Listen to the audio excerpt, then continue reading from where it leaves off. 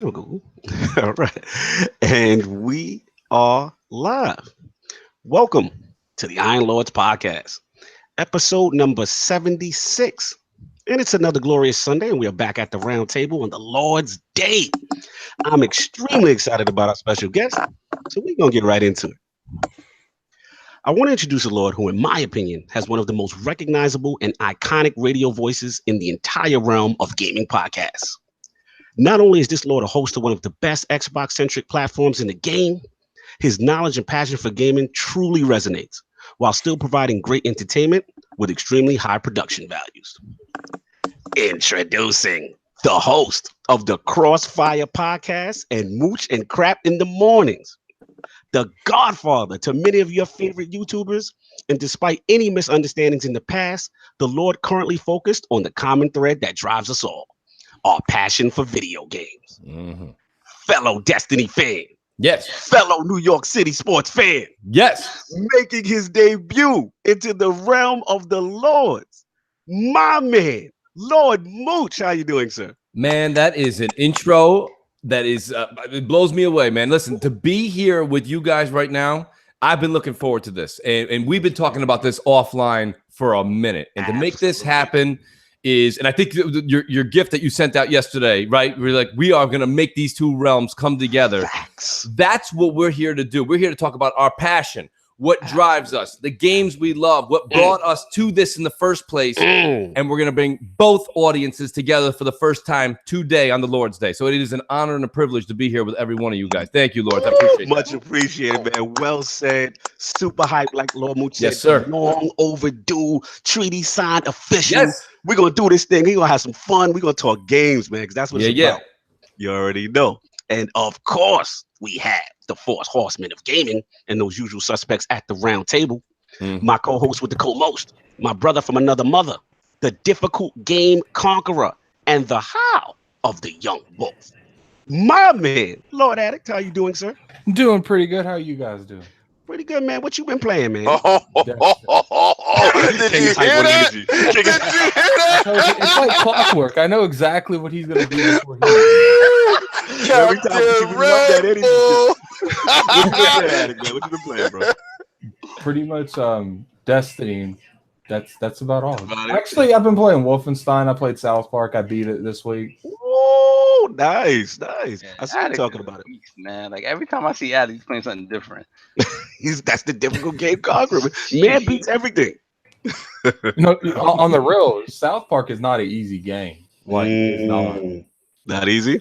at the very end, man, I was like, man, like I beat it on my first try, but I was like, I can't believe that just went down. No doubt, difficult game conqueror in the building, another one notched up. And of course, we have our most technical gaming lord, the solo gamer who lives for the single player selfish experience, and also the Sostradamus, Mr. Offline Profile Illuminati and Lord Patreon of the Iron Bank. My man, Lord Sovereign, how you doing, sir? Doing good, man. Doing fantastic. I Great just to have a be here. question for you, Yes. Cognito. What is the question? Do you have these intros written down? Because I don't know. By this time, they're memorized. They're These are memorized. I memorized do by have now. them written down, but actually, I just do them off the top. I don't even have to look at it anymore. He's a true professional. There you go. That's right. No. That's his OCD.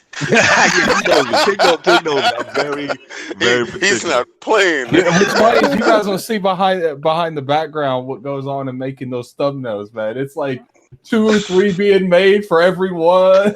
I'm particular. I like, things. That's right. That's a nice way to put it. I'm particular. That's a nice. Yeah, I'm afflicted with OCD.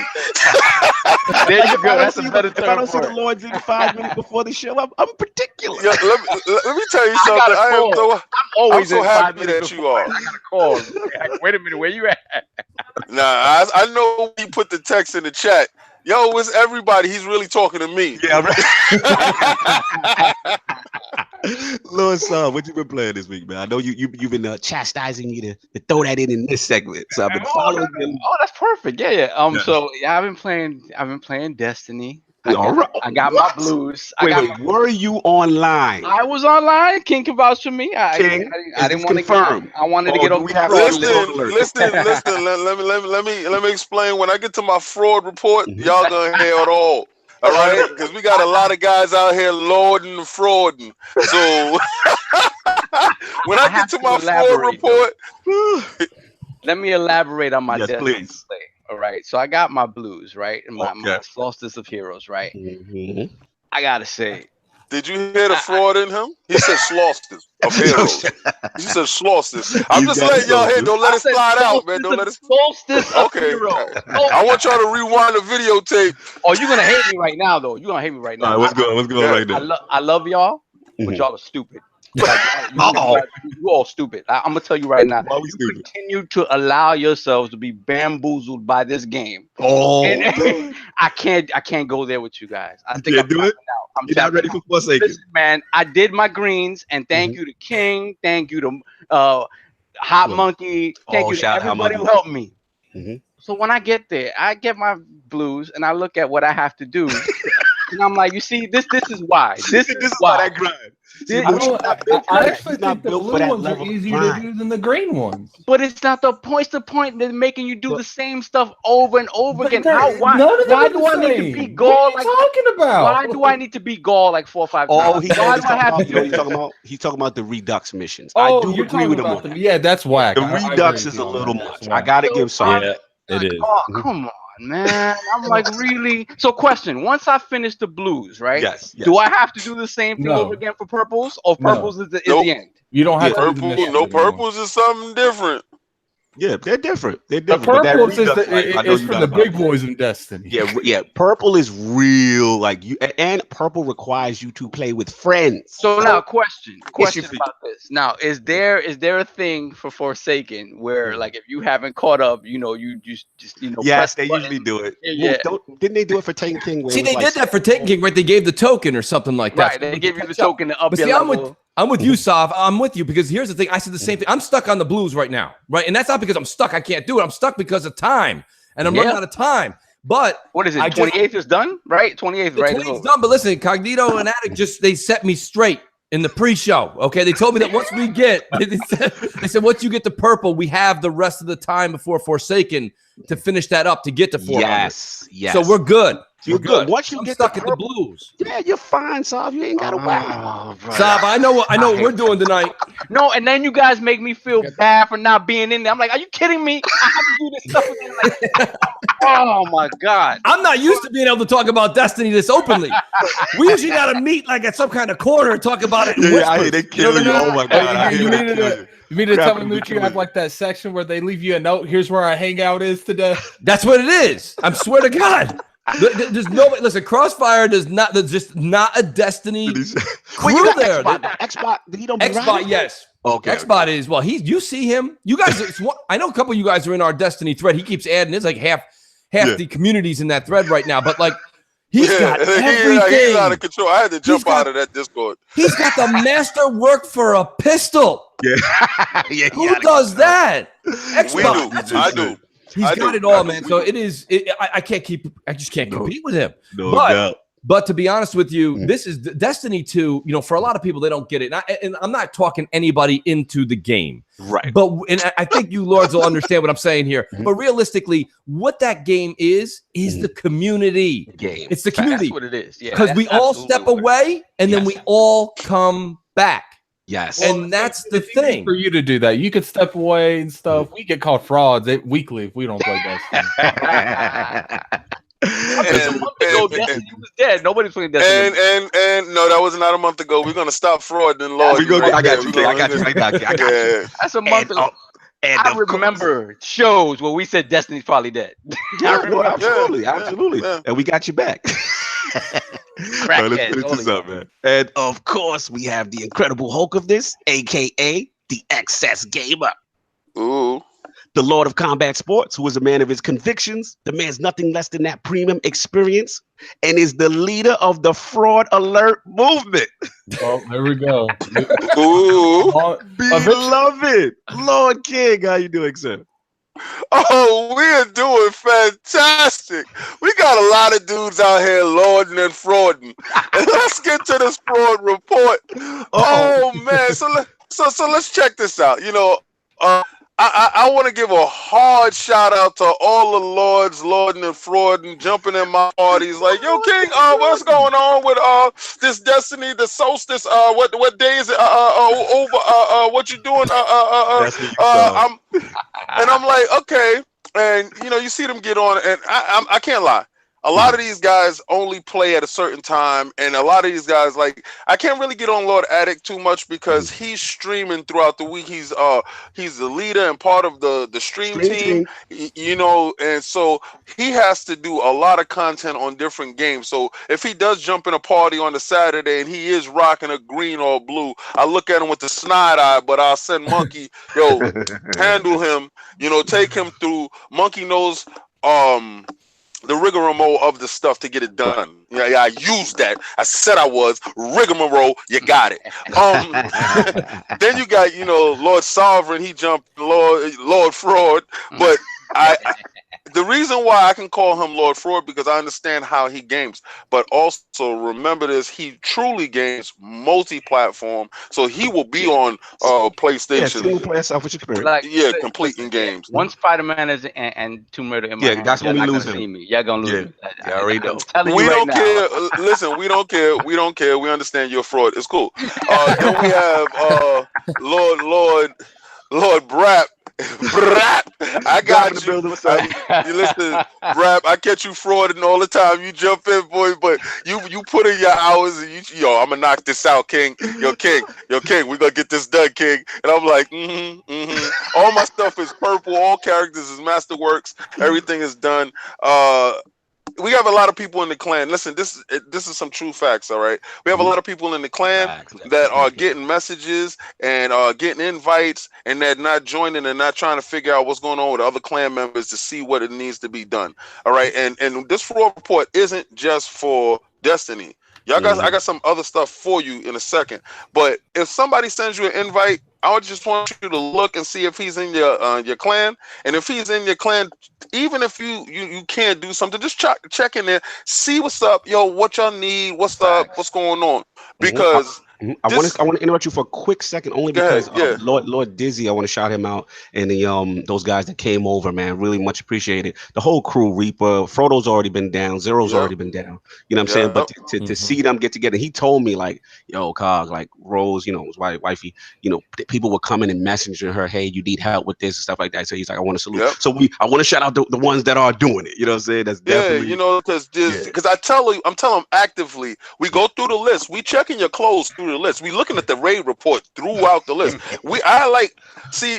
Lord Witsy got a chance to run with the A team. He actually sees how the A team moves. So when we go on, we Sherpering people through raids. These are people that's never done raids. Shout out to Destiny for putting that in the game. That you're able to pick people up that have absolutely no skill in raids, and you can take them and show them how to do raids. And that's how we're adding people to the clan, because a lot of these people are highly skilled to do these raids, but they don't have a clan. I told you before, if you're actively playing and you have to look around for friends, come to us. Don't worry about it. We'll take you. I don't want these people that just want the whisper. Like shout out to Buddha Time. Bounce out. Yeah. Shout out to Buddha Time. Captain Fraud. Got him. Gotta call you out for frauding on that, Captain Buddha Time. I think your man is. Yeah. I think your buddy Buddha Time is gonna get kicked out the clan if he's not an active member. All right, so shout out to Buddha Time. He's a good guy. Yo, listen, Buddha, I love you, Buddha, but you're frauding. Yo, you Sony dudes. Listen, I know I fraud when it comes to Xbox stuff. When y'all told me the Kraken didn't have a body, I had to own up to my fraud, right? That's Spider-Man though. Yo, J-Dubs. Oh, We'll talk about it later. Let's say. I gotta call this fraud out because they was all over my Twitter line. Listen, y'all was on my Twitter line at least yesterday for 10 hours talking about the same thing, frauding about how Microsoft got the services and all this other stuff, and then y'all going in on Spider-Man. Listen, that pictures are not the same. Sony's out here frauding, but for you not to own up to your fraud and for you to hide back in the bush heaters on, and I got the pictures and the facts. I saw you. You're a fraud, and calling you out, J-Dubs. Fraud. Shout out to And listen. Yes, that's my dude. He knows he's my dude. But Def, you're a Cat fraud Daddy dude. said you on There your we go. We off. Death Row recruitment ILP mode. That's what he said. Yo, he knows that. Get down and lay down. You know that. Let's go. Listen, and that's the end of the fraud report. Let's go. Right, fraud report has ended. And of course, we have the gaming ninja himself, the Shinobi LordCognito, spreading that realness in the realm of the ILP. Not telling you what you want to hear, but what you need to hear. For me, it's been pretty much the same. Everybody, the rest of the Lords, Destiny 2, Mooch already know. And actually, Phantom Doctrine just released. It's a XCOM style game. If you guys are big fans of XCOM, please check it out. Have it up on the Iron Lord Podcast YouTube channel. Little walkthrough. It's kind of like a mix of XCOM, but with spy and espionage mechanics. Really cool, really fun. Shout out to those guys over there at Cold Fusion Games and Creative Forge Games and Good Shepherd Entertainment. Definitely like what they was doing over there. And of course, Lord saw Ryo the Legend, Shenmue Return. Oh, that's right. I forgot about that. Yeah, so I had to throw that on and be reminded of why I don't like tank controls. Oh, yeah, throw that game in the bushes. It's a funny thing. I've said this in the past. Nostalgia is a funny thing. It's a treacherous thing. Graphically, I'm okay. The loading is fantastic. Because I remember on the Dreamcast, I don't know, Mooch, if you had Shenmue. Listen, your boy Mooch is in the works right now. Mooch and Shenmue 1 and 2. Trying my damnedest. It's hard when you got to go back. And let me tell you something. Whoever was just saying that, I think it was Saab. Nostalgia is a hell of a drug. Yeah, all right, you do realize this, right? Because we all take that drug every single time these old games come around. Listen, we've all been there, right, since the beginning of NES days. Maybe before. Maybe you guys don't want to admit it, but you were there when Coleco was around. The thing about it is this, okay? Yes. We played those games. We had those memories. We had that feeling we had with those games, that connection. But you got to admit, and this is a me problem, probably. But realistically, here's my issue. The minute I pop these games back on, I realized that memory was better when Mooch was 60. Right? I had a hard time with this. It's better left in the bushes. Yes, leave that memory behind. Look, you don't want to relive that 8-year-old birthday. Listen, let it be. You're not lying. There's a lot of accuracy to what you say, and you do remember how much things have been. Addict told you so. Addict did tell me so, but I'm still having fun. My only thing is I just don't like the control. I just wish they had an updated control scheme because he still moves around like a tank, and just to look at an item or a cabinet in a room is really frustrating. It shouldn't be. I shouldn't have to do a code weird they didn't to open a drawer. The controller scheme. Usually that's the one thing they always do. Yeah. Again, maybe I haven't found it. I got to mess around with the maze a little bit. But I will say, because again, coming from the Dreamcast, Lord King remembers going between a door and an outside area with the loading would be atrocious. Yeah, I remember. So the loading is fantastic. So it really makes things zippy and smooth. And my thing is right off the bat off, had to put the Japanese dub on, bro. That voiceover is horrible. I have no disrespect. I put Japanese dub with the text, so it felt like a true kung fu flick, 1970. That's what I needed. The thing about it is, like, at the beginning of the game, right, it's only like his father gets murdered. His father gets murdered, and like 2 days later, they're all right. They're all walking around. It's like nothing happened. It's like, I know. Let's get into it, man. Oh, man. So now that the Lords have kind of gotten into what we've already been playing this week, I want to start off with Lord Mooch, his video game system history, and of course, what led him to become one of the early pioneers, and I call him the godfather, one of the godfathers of the Xbox YouTube movement.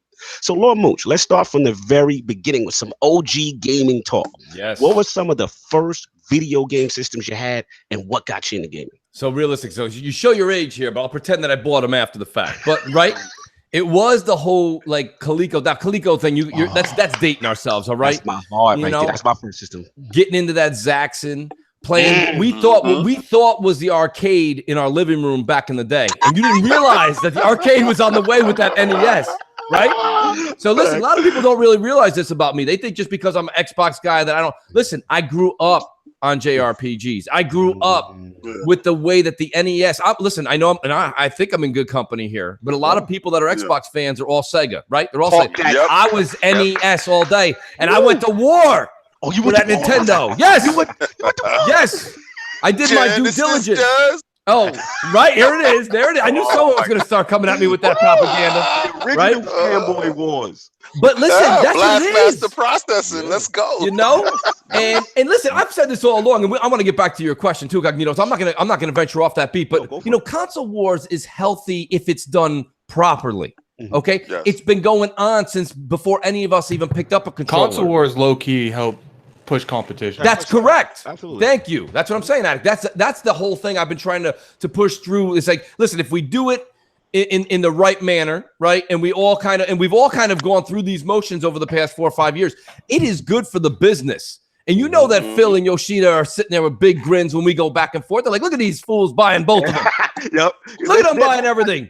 So we're doing there, but getting back to the subject though, I was a Nintendo guy. I was hardcore on that. I loved like the Legend of Zelda. I love Final Fantasy. Listen, there was a reason I was tweeting earlier this morning about getting on that Octopath Traveler. Okay, that's bringing back memories, right? So realistically speaking, I've been gaming since before I'm even wanting to talk about. I've been gaming for a long time, but realistically, with time, things changed. And I got into the world of, like, you saw the Halo and the first-person shooter.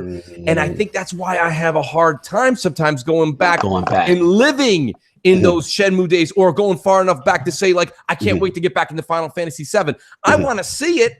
I might want to experience it, but I don't know if I want to get lost in it again. Good point. Let me ask you a question. So I'm at Lord Mooch. So you are more of a fan of a remake than a remaster. So you say, for example, if it's a classic game that you like, you rather than build it up with today's assets, and more of a modern feel than actually just porting up and a resolution of the same kind of, again, kind of like what Shenmue kind of have done right now. Yeah, exactly. Like, so Shenmue's got Shenmue has brought the 4K, maybe some 4K, or they're trying their best to get to that image texture, right? Yeah, they cleaned up some of the 1080p. They clean. They're trying. They're cleaning the lines up a little bit. They're making the UI a little bit more crisp, so it's not that faded etched look. That's fine. But realistically, it's really just a paint job. So, you know what I'm saying? So realistically, what I like to see is what they did now. And correct me if I'm wrong, but I believe like Crash Bandicoot, right? That was rebuilt from the ground up. I believe. Yeah, but it was still the same thing. It's not like this Resident Evil that's coming out, Resident Evil 2. That is really a good looking, different take on it. So you know what it is? That's where they're using a whole new engine. Right? Yeah. They're using the Biohazard engine on that, the Resident Evil 7 engine. All they see stuff like that is just a quick buck. They put it has a low output, and you go out there, ask to how much was Shenmue? It's $30. 30? Yeah, $30 for two games. You get one and two. Even if the games don't play any different from 15 years ago, right? I think $30 is fair for 2 games. I think that's a fair price. I ever buy it? No, it's not for you. It is. I mean, it's not calling you. To be honest with you, Shenmue 3 looking pretty spooky too. Yeah. Yo, I'm throwing that straight in the bushes. I'm not walking next to that at all. Someone did a side by side, not to interrupt, but someone did a side by side and low key saw and moved like the part 1 Land D face render looked better than the 3. I'm like, whoa, what's going on? But back to Mooch. I know what you said, Mooch, about the nostalgia. I got you. I want to pull you back just a bit because I know you said Coleco and all that good stuff. I know you wasn't Nintendo. Give me those Nintendo systems. What's the kind of your order chronologically of what you had from a console standpoint? Well, that's it went right up that chain. So you're talking about. So we went from Coleco to NES, SNES, Genesis, GameCube. Then we went, and I even got the Game Gear. I even got the small portable. It's sitting. Listen, I'll snap a picture if I have to. It's sitting right in front of me. I actually have it on the wall. Listen, I have like I got into every single, PlayStation 1, PlayStation 2, PlayStation 3. Had those all the way up to the current day. I've been playing on everything, but just like everything in life, right? I know everybody on this panel probably had a Ford, you'd had a Chevy, you had a this, but when someone says to you, "What's your favorite?" You got one. Yes. And realistically, per generation, and it's been this way for a while, and it even took me a while. A lot of people, I've said this on different shows. I've said it on my own show, is that I hung I was with PlayStation 2 even when the OG Xbox came out. Like I was still PlayStation. Yeah, absolutely. It took me a minute to come over. I didn't see that and just fall in love with it. A lot of people are like, oh, I just saw it and I fell in love with it. It takes Mooch a while to come around. All right. I don't always just come around.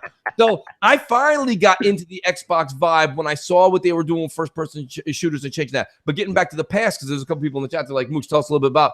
Like, I really did get into the JRPGs, and we made it a family thing, right? That was our thing when we were kids, right? We would my dad was into gaming. So he was yes, right? So it's the same thing we try to do now with the family. We try to genuinely get together. That's why I think it's important to have all the, if I always say this, if it's within your financial means, you should have all the consoles, because why deprive the kids? Let them try and let them find their own path, right? So we didn't have, these are the things we didn't have. Oh my God. Man, come on, don't leave. I just told you I'm diehard Nintendo. I really am, deep down inside my youth. No, I just did that to poke Cognito. He's going that sovereign incognito right now. I have a Switch. But you know, the kids, and it's funny though, right? When we were all growing up, we didn't have that opportunity, because even though I had all those, wasn't like I was privileged to get them all day one. I'm talking about, these are spread over years before I got them. I didn't get Genesis for a while after the SNES. I mean, I'm talking about years, not months, not weeks. Like, look at all of us now. We're like, maybe I will go get the PS5 after I get the Xbox 2. But that's a privilege we have nowadays, how things are set up. And we're gonna get into Xbox All Access. I know we're gonna talk about this today, and that's a huge selling point we should talk about. But absolutely, like, we had to appreciate. Look at the game Ghosts and Goblins. Oh, bro. We weren't allowed to curse in the house, but I wanted to. Right? That game right there, right? I played that till my fingers bled.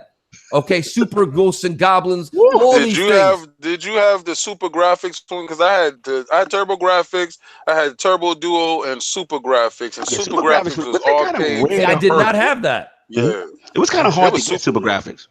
Yeah, I had to go to Elizabeth Street Canal to go get my systems. Yeah, that system was $500, but I got it. We had the spots downtown. Yep. We used to get the imports like 1 year ahead of US release. So we would get to things out. We had to mess around with the UI and figure what the hell we were doing. And I believe with PlayStation, the X and the circle button were reversed for the Japanese. Yep. And don't tell me that's not bothering you guys. Don't tell me that's not bothering you guys too with the Switch. All right. How dare they make the B button the A button and switch it out? It mentally messes with me. Yeah. Approve that. Right? I said, who approved that? You know how many mistakes I've made on the menu screen alone? Yes. No, listen. But realistically, like, getting back to it, like, they don't realize. Listen, everybody on this panel, thank God, I feel like I'm at home. People love Destiny, right? So Destiny, you get so far, and maybe you're trying to do something on your own. You're doing the nightfall or something. You die, and you're like, please, God, don't let it go all the way back. Yes. Right? Back, please. Right? Even if you're not holy, you are praying to something. The minute you die, and that fade, the light goes out.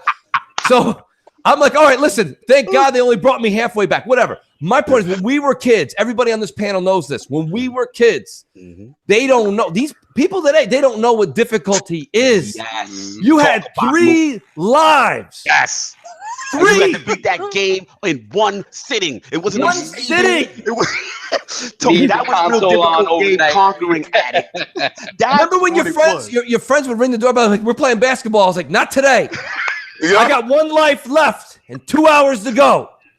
You know what I mean? Like, we'll do this tomorrow. Like, that's the way life was. You had to, like, you paused the game, you ate, you came back, and you were focused. Yes. Focused. Right? I'm so with you right now. You know what I'm saying? When you got a one-up back then, you got a one-up.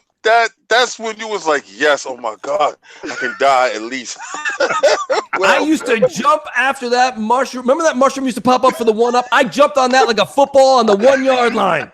Or when you used to have to, like, turn the TV off and change the channel to let your parents think that parents don't know. Yes. Oh, my mom's would come home working on a Saturday. She said, you weren't playing video games, were you? And I was like, I had to quickly switch that AB switch. Yep. People don't even know what the AB switch is. And if you don't worry about it. But realistically, channel 3 to channel 4. Oh, don't get me started. Don't get me started. RF switch in the back. They don't even know. Difficulty. Listen, the great thing. Go ahead. The great thing. Here it comes. The RF switch. It wasn't gray. It was. You ain't talking about the little box. Yes. It had RF switch and you click it. See, listen. What these guys don't know is you needed utensils and tools to get in the back of your TV to hook this thing up. And listen, you could have shocked yourself. You could have electrocuted yourself. You really didn't care. You needed a scissors. Yes. If you didn't have scissors, you needed a butter knife. You got back there. You screwed it in, and always those wires broke. So you had to take the copper wire and wrap it around the screw and make sure it stayed inside. Listen, y'all got it good now. HDMI in on Wi-Fi. This is another reason everybody on this panel doesn't mind this. Do you remember the whole talk about Xbox getting rid of the power brick and people were upset about it? I used to say, why are we so worried about that power brick? It's a one-time and done. Do you remember that Coleco and Sega power block that we plugged into the wall? What? It had the little screw on the bottom so it could actually stay there. It was so heavy it would fall out. That was hard times. Somebody get the screwdriver. I want to play some Nintendo. What? Yo, the chat loving you right now, Mooch. I'm telling you, it's the truth. We know this. Oh, stop it, boss. You young. Shout out to 480p. Yo, they better hit those likes. They better hit those likes. You got 67 people watching. Yes. We used to needle those players to turn on our old tube TV. That's when we had the big Yes. yes. Oh, yeah. Because that dial fell off. Yo. It was so terrible. Those TVs were so heavy that we had a floor model, but we had a TV on top of the floor model. Because if the TV died, it just stayed there. You had to dust the television. It was furniture. Now, let me bring you back one quick second. You actually said something, one of our first guests, first person, what you really said. You mentioned the Game Gear, right? And I want to talk about, we don't get a chance to really mention portables, right? Like, how big were portables back then? Because I know for me, Game Gear was big. I know the battery life was a little rough. You know what I'm saying? But, that was the age of Game Boy. And I got to admit, man, sadly, I was an Atari Lynx fan. Remember Atari Lynx? Honest with you guys. Yeah. I haven't played any handheld that Sony or Microsoft has made. Microsoft not. Sony came later. Sony and Nintendo. I don't know where all the lords are living right now. I know a couple of you cats are definitely on the East Coast for sure. Okay, we're all East Coast. Okay, so you guys will get this, right?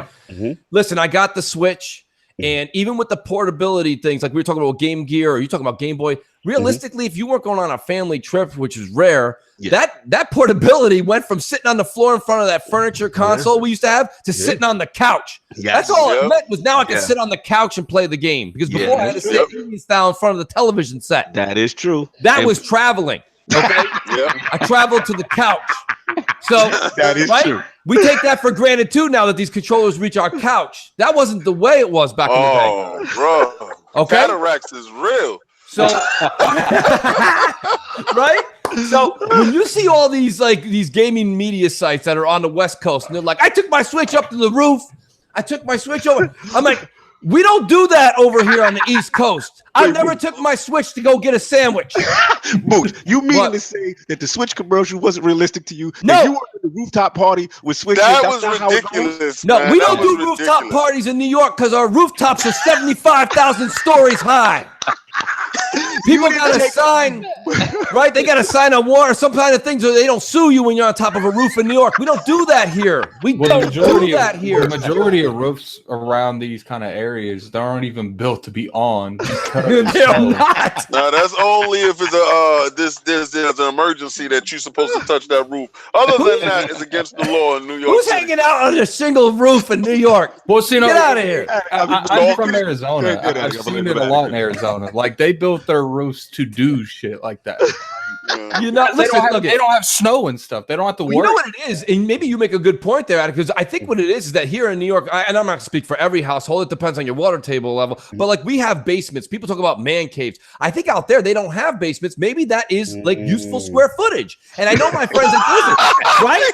Well, it's nice out there, right? It's not nice over. It snows. He said when the realtor's showing you the house and look at the roof. And let's go to the roof. They The say square that. footage of the roof is incredible. You know when they do those Vegas shows on HGTV and they show you California, they're like, now we're gonna go up to the roof, and I'm like, the roof? I'm dead. They got a barbecue up there. I am dead right now. We All I'm don't thinking do about is the that. Switch commercials and people on the basketball court with their switches. Oh my god, the unrealisticness is hilarious. Now, I will say I am the guy in the Switch commercial that does it on the plane. Like I'm that guy. Oh Like, the yeah, plane yeah, does Yeah, it. I've done it. That's To when be the honest beauty with of you, it I shines tried to to me. play the Switch when I went to LA and when I went to E3. PAX. Mhm. I can't I'm uneasy when I'm on a plane, so I can't focus on a Switch. I have to go to sleep. Like I have to. Well, here's what I want to ask Cognito, though. If you were using it on the plane, explain this to me, because I've done it too. Okay. Tell the audience about the looks you get from the people sitting across the hall. Like, is that a grown man playing a video game? You're like, yes, it is. Yes, it's a grown man doing that. I'm very I want to turn around to them and say, is that a grown man sitting across me doing a crossword puzzle? Exactly. Listen, I ain't a small dude. Right? Well, then maybe they ain't looking at you like that. Then they're like, I don't want to mess with him. First to look at you and then be like, oh, you want to see what this is? Because clearly you're interested in the way you looking at me. Yes, right? I'm well Eyes past that forward. stigma that children play video games and adults shouldn't, because I never saw a child go inside a store and pull out his credit card and Thank you. purchase a system for Thank you. $500. So it's not made for them, to be honest. Let's keep it 100%. Yeah, Some kids are fortunate to have parents that really care to buy them these systems, but it's really made The for us. only thing I gotta give Mooch though is with the Switch. Like I try to use it because I don't like to use the Joy-Cons. That feel a little, like you got. Of course it does.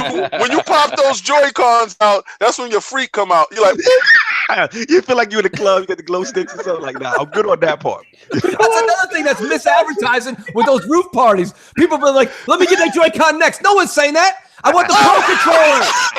I don't want that little junior mitt in my hand.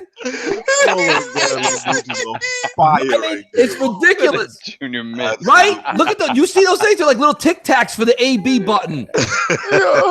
Hey, Mooch, it's okay. They give you protection for it. Yes, they do. Yes, they do. This is true. But anyway, so we got that going. So now, as like I said, most of us know. Let's talk about just Xbox specifically, because you did say PlayStation. That everyone had that PS2. It was just dominant. It was the reign. Xbox kind of comes out as the new kid on the block. We're a little skeptical, a lot of us. But so Lord Mooch, like, what kind of got you into the ecosystem? Like, what made you say, okay, this is what I'm talking about, and really kind of galvanized you as far as one of your favorite brands? It was Fable, wasn't it? Don't lie. No, definitely not. So you're talking about over the course of no. I'm talking about Mooch, like going through your console history. And like you said you had the PlayStation 2, and then the original OG comes out. You were kind of on the fence because you said Mooch doesn't just run out and get everything. Nope. You pressed. Nope. So like, what kind of what got you over the hump into the Xbox? Into the Xbox. So listen. So we're talking about going all the way from 01. And realistically, I've got to fast forward to about 07, 08, and it was my brother. He was really into it, so he went and grabbed the 360 when the 360 first came out, and I'm still holding on to that PlayStation. I'm like, oh no. He brings me over, right? He brings me over an Xbox. He's like, it's time to get real. Brings me over the Xbox and slaps down Gears of War. And let me tell you something. That's when the shit hit the fan. I'm like, this is real right here. This is when I said, what's going on? Why am I still on this shit? Why am I still what the hell is going on over here on this Xbox? And that was it. And maybe you might call it late to the party. Here it is in 2018. It's easy to say 2007 was a minute ago. But realistically, it's kind of late to the party, right? But that was the game that opened my eyes, right? That was when I saw the world in color, right? I was like, this is what's happening right now, right? This is crazy. Let me tell you something, because you're hitting it on the head. Like that game, I remember the trailer. King saw the commercial. Me and him. Remember that Cold World song? Yes. And him, Marcus Phoenix shooting, and it was just millions, all these the aliens coming at him. It blew my mind. Like that was a tone piece, and I believe. Shout out to Ryan McCaffrey. Shout out to Peter Moore. I believe Ryan McCaffrey had a show was excellent. He had like it was kind of like the generations of Xbox. He had Seamus Blackley. Back in the day. He had Peter Moore, and he had Phil. And when Peter was talking, he talked about the boardroom when they brought that in to kind yeah. of show them. And how emotionally, like people were like they've never seen anything. It was just silence. Like that Cold World trailer made me want to pick up Gears. I'll never forget. I'm glad you said that, Mooch. That game was, man, for its time. Whew, you know, that interview you're talking about, if no one has seen it, that is a great interview to watch, to see Peter Moore, Phil, and our boy Seamus sitting there, and yes. You can see by the way each of them talks about their experience through Xbox, right? How hard. I mean, you want to talk about being a pioneer, okay? And I know we're going to get into. I think one of the questions you had for me too, was how I got into Xbox, or excuse me, not just Xbox, but YouTube and the whole thing that we all do today, right? And here's the thing: before we get into that, to see Seamus Blackley and what he had to do to preach to the CEOs at the time that this was going to be something. That man is open to discuss all types of games with every one of us, right? That man climbed the tallest, steepest mountain to get where Xbox is today. Where people are like, well, Phil had to preach this and Phil had to preach that. And no doubt he did. But Seamus Blackley, when he walked in and was like, so this Xbox, right? They were like, yeah, all right, right? Yeah, can somebody tell him that we need more water in the water cooler? Get him out, get out of here. You know what I mean? Like this man went to war for everybody. That's why with Seamus, I don't care what he tweets. Whatever he tweets, I'm like, retweet that. Oh, yeah, absolutely. Fantastic point, Lord Mooch, because like you said, out Seamus, like them in the console space was considered a joke. If you listen to many stories, he's been on numerous podcasts, and people forget the struggle. Like Windows was so dominant back then, and it was just anything like Microsoft into gaming. It was like an afterthought. So for him to pioneer that, you're right. He doesn't get enough credit as the father of Xbox. Like him, Jay Allen, all those guys. Like that was like wow. You know what I'm saying? Just to try to push that forward because it was so much pushback, and to get that thing out. And a lot of people say the OG wasn't successful, and I get that, but that kind of laid the foundation. Peter and then Phil and all those guys to kind of get the thing going, man. Yes, the ball was rolling, man. And listen, each of them had their struggles. Everyone had their trials and tribulations through being the CEO of, the head of Xbox. But realistically, when you see what the guys had to do back in the day, like we just discussed it right now, where we take the Switch on the road, or we have these shows. We have people at work, all of us. I have a lot of my friends in life. They say they're like, really, you go home and play video games? I go, you really go home and watch The Voice? Tell them about it. You know what I mean? Don't tell me you're gonna sit there and watch The Voice for 2 hours, 3 days a week. Like we are putting hand-eye coordination to work. Okay. Exactly. Besides movies, video games is what's pushing television technology forward. Yes. What you don't understand is we were gaming on 480, not even 480p. It was sub 480p, 480i. Remember Interlace? Remember that? It was like 480i television. And it didn't get pushed forward until the medium of movies and video games, because they saw the market started pushing it forward. DVDs brought the clarity up. Now HD DVD versus Blu-ray brought the clarity up. So it pushed it into everybody's homes, and we're pushing the technology along with the PC to push these graphics and these television resolutions all the way up. They talk about 8K now, and I'm pretty sure these new systems coming out later is going to try some 8K. One of them is going to try some 8K. You couldn't have preached any better than what you just said. There was no way, okay? You go back before video games hit like mainstream media like it is now. We were holding on to TVs for a decade, maybe a decade plus. And now you got people who just bought a 4K being like, maybe I could get something if they got the free sync in it. Maybe I'll switch up after 3 years. That's what this gaming industry has done. It does promote. The technology is moving at a rapid rate, but we might not have made that move financially if it wasn't for these video games. So, King, good point, King. Good point. You guys nailed it. Because I remember with the OG Xbox, like, hey, you need Ethernet. Like, it's no more dial up. Like, and Xbox doesn't get enough credit for pushing a lot of things forward. Like, there were certain things you're like, okay. It's hard to tell if Xbox wouldn't have came out with Xbox Live, would internet be where it is? Because the gaming industry pushed the internet industry to where they had to increase because people wanting to play these games, so they had to compete with each other to get the best form out.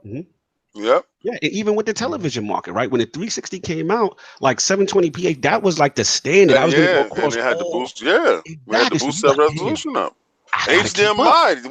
When the system had HDMI built in, it was a big thing.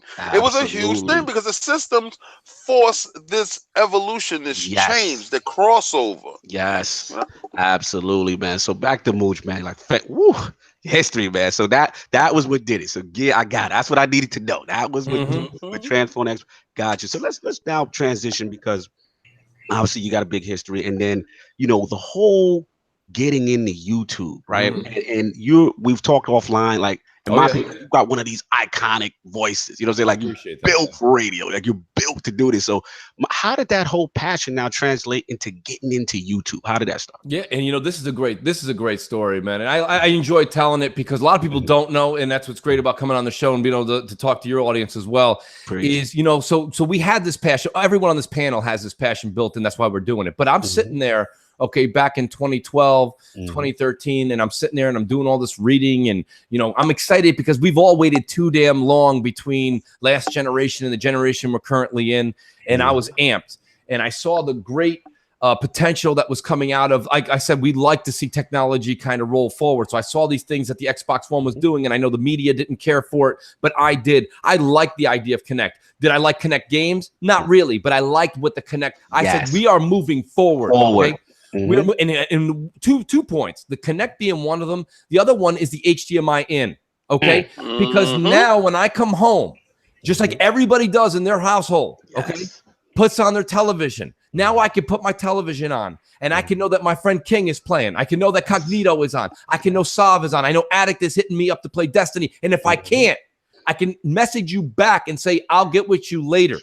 This is what I saw coming down the pipeline. And when I saw that the PS4 was just going to be a better looking PS3, I said, okay, all right, that's fine. That's what we do in progression, right? We are going forward. But when I saw Microsoft was taking the 360 up and then giving me things I didn't even know we could do, that's when I said, so to get back into it. So I saw all this happening, and I saw all this negativity coming from the media, right? So we saw all this. We all saw it with our own eyes. I don't have to tell you, right? So here I am. I'm flipping through YouTube. I'm checking stuff out. YouTube to me is still kind of new. YouTube back in the day, you go back to 2011 and before, YouTube was like, how do you fix your washer and dryer? That's all I did with YouTube, okay? There was a couple people streaming games, but I wasn't that interested on that. I was like, I don't know. So I'm sitting there, and all of a sudden, just like, he says it, I'm going to give him credit in a second. I stumbled upon Zaire. And I'm watching. Shout out to Z, that the true Godfather. One of the yes, he is part of that triumph. Yes. I don't go on one show without giving credit where credit's due, and Zaire is the original, the pioneer. Definitely a Godfather of a lot of YouTubers. Have to give credit. Absolutely. Have to, whether you like the content or not. He is absolutely the man who started it all. So, but I'm watching, and I said, this man has got. First of all, Zaire should be doing more than YouTube. That man is pure. He knows how to entertain. He knows how to make people laugh. And that's something that you can write things, you can do script. Some things just come natural. I was drawn right to Z's channel. So I go there and I said, I'm sitting there. So I watch, and I'm watching just his 10-minute segments. I'm watching the whole thing. Then I start watching him doing this BGST. I said, you know what? Now he's doing some comic relief. We've got, shout out to Crap Gamer. Crap's kind of doing the news, right? He's reading the news. The panel's reacting. Right? We all take this for granted now, but these two guys are doing this thing. They got this thing cooking. And I turn over to my family. I said, these guys need me. Right? That's what I'm saying. Right? You're like, I got to get on. I'm like, I need to do this.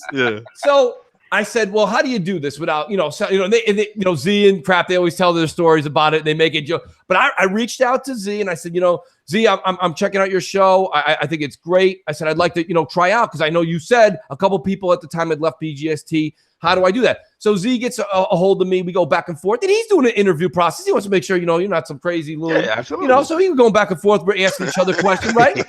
So out of nowhere, here I am on a Sunday afternoon. I'm sitting here. I believe it was, I want to say it was it was definitely 2014, early 2014. My phone goes off, and I said, wait a minute, Zaire. He said, you still want to do this podcast thing? I said, absolutely. And I'm thinking he's, like what we talked about, Cognito. We're like, let's get our dates together. We'll make something work out. Same thing with Crossfire. We got stuff going on. He's like, you still want to do this? I write back, yes, absolutely. He's like, all right, be ready by 6:30 tonight. I'm like, oh shit. Right? I never did this before. I'm like, somebody get me a microphone. Right. So I'm screaming that out the window. So I get everything set up. I go on there and do the show. And afterwards, I get some feedback from Z. Crap gets a hold of me, and they're like, you did pretty good. I go, you just butter my roll. What's the deal? And he's like, no, listen, we've had people on the show, and I always call Paul on a Walt Disney. Sometimes you have people on the show, and they love the show. They love the idea, but just because you can buy a microphone doesn't mean you should use a microphone. You know what I'm saying? Gotcha, so that's the way it is sometimes. So I said, did I, he's like, listen, I'll let you know, but I definitely want to get you back on the show. And I said, all right, that's bad. I said, that is realistically the biggest compliment you could do. So time went by, about a week goes by, all of a sudden I get pinged again. He's like, do you want to do this? So I said, yeah. Then he goes, do you want to do this regularly? I said, absolutely. E3 comes, and people were doing a little doom and gloom, but I dug what I saw in 2014 at E3. Okay, I liked the direction. I saw at the time we saw some new games coming out still.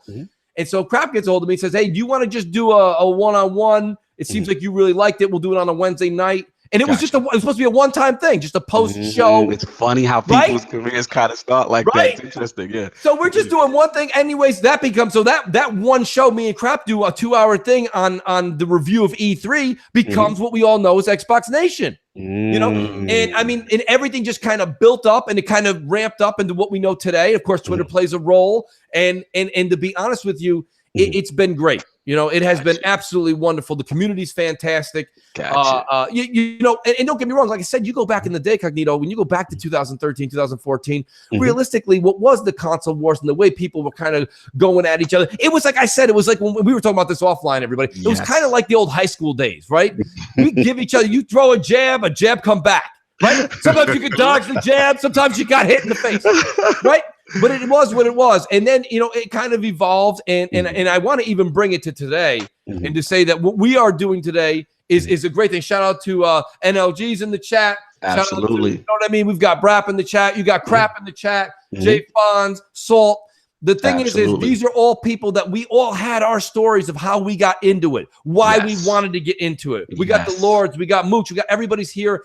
The point of the matter is that now we can still have our healthy opinions. We can still have our healthy, like, you don't have to like what I like. But the point is that sometimes, and I'll be honest with you, like, I came around, right? I came around to a lot of different games that I didn't think I would like. Like, I did not like Dark Souls at all. I thought it was brutally I'm still in that ball.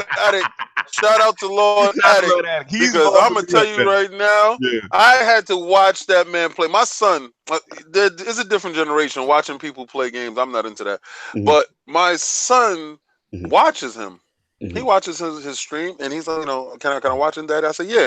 So I'm eating, and I'm watching him watch him, and he said, look at him, Daddy. He's killing all the monsters with the big heads first. It was some weird room he was in, and he survived it.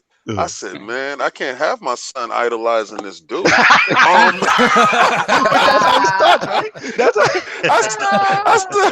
said, yo, let me get my behind over here and play some dogs. I said, yeah, Daddy can play it too. And after dying at that werewolf hand in the beginning, everybody has the same story. In Bloodborne, I said, you know what? Addict is a true beast. This game is not for me, but it's serious. Okay, so yeah, I fail you on that, but I'm not a Bloodborne or Dark Souls dude. Mooch is preaching because failed your city. The thing about Dark Souls, just to get back in the game in a bit, is here's the reason I like it. We sit here and we talk about those Ghosts and Goblin days. You talk about the day before, the up, down, down, left, right. Before that, when you only had the 3 lives to get through Contra. Okay, this is a game. I call this the game of games, Dark Souls, because let me tell you just how much it is. So people go, Mooch, what the hell are you talking about? If I want to play with my friend in a co-op session, you have to play the game to earn the ember to call your friend. Yes. This is what I'm trying to. You can't just hit 2 players start. Okay?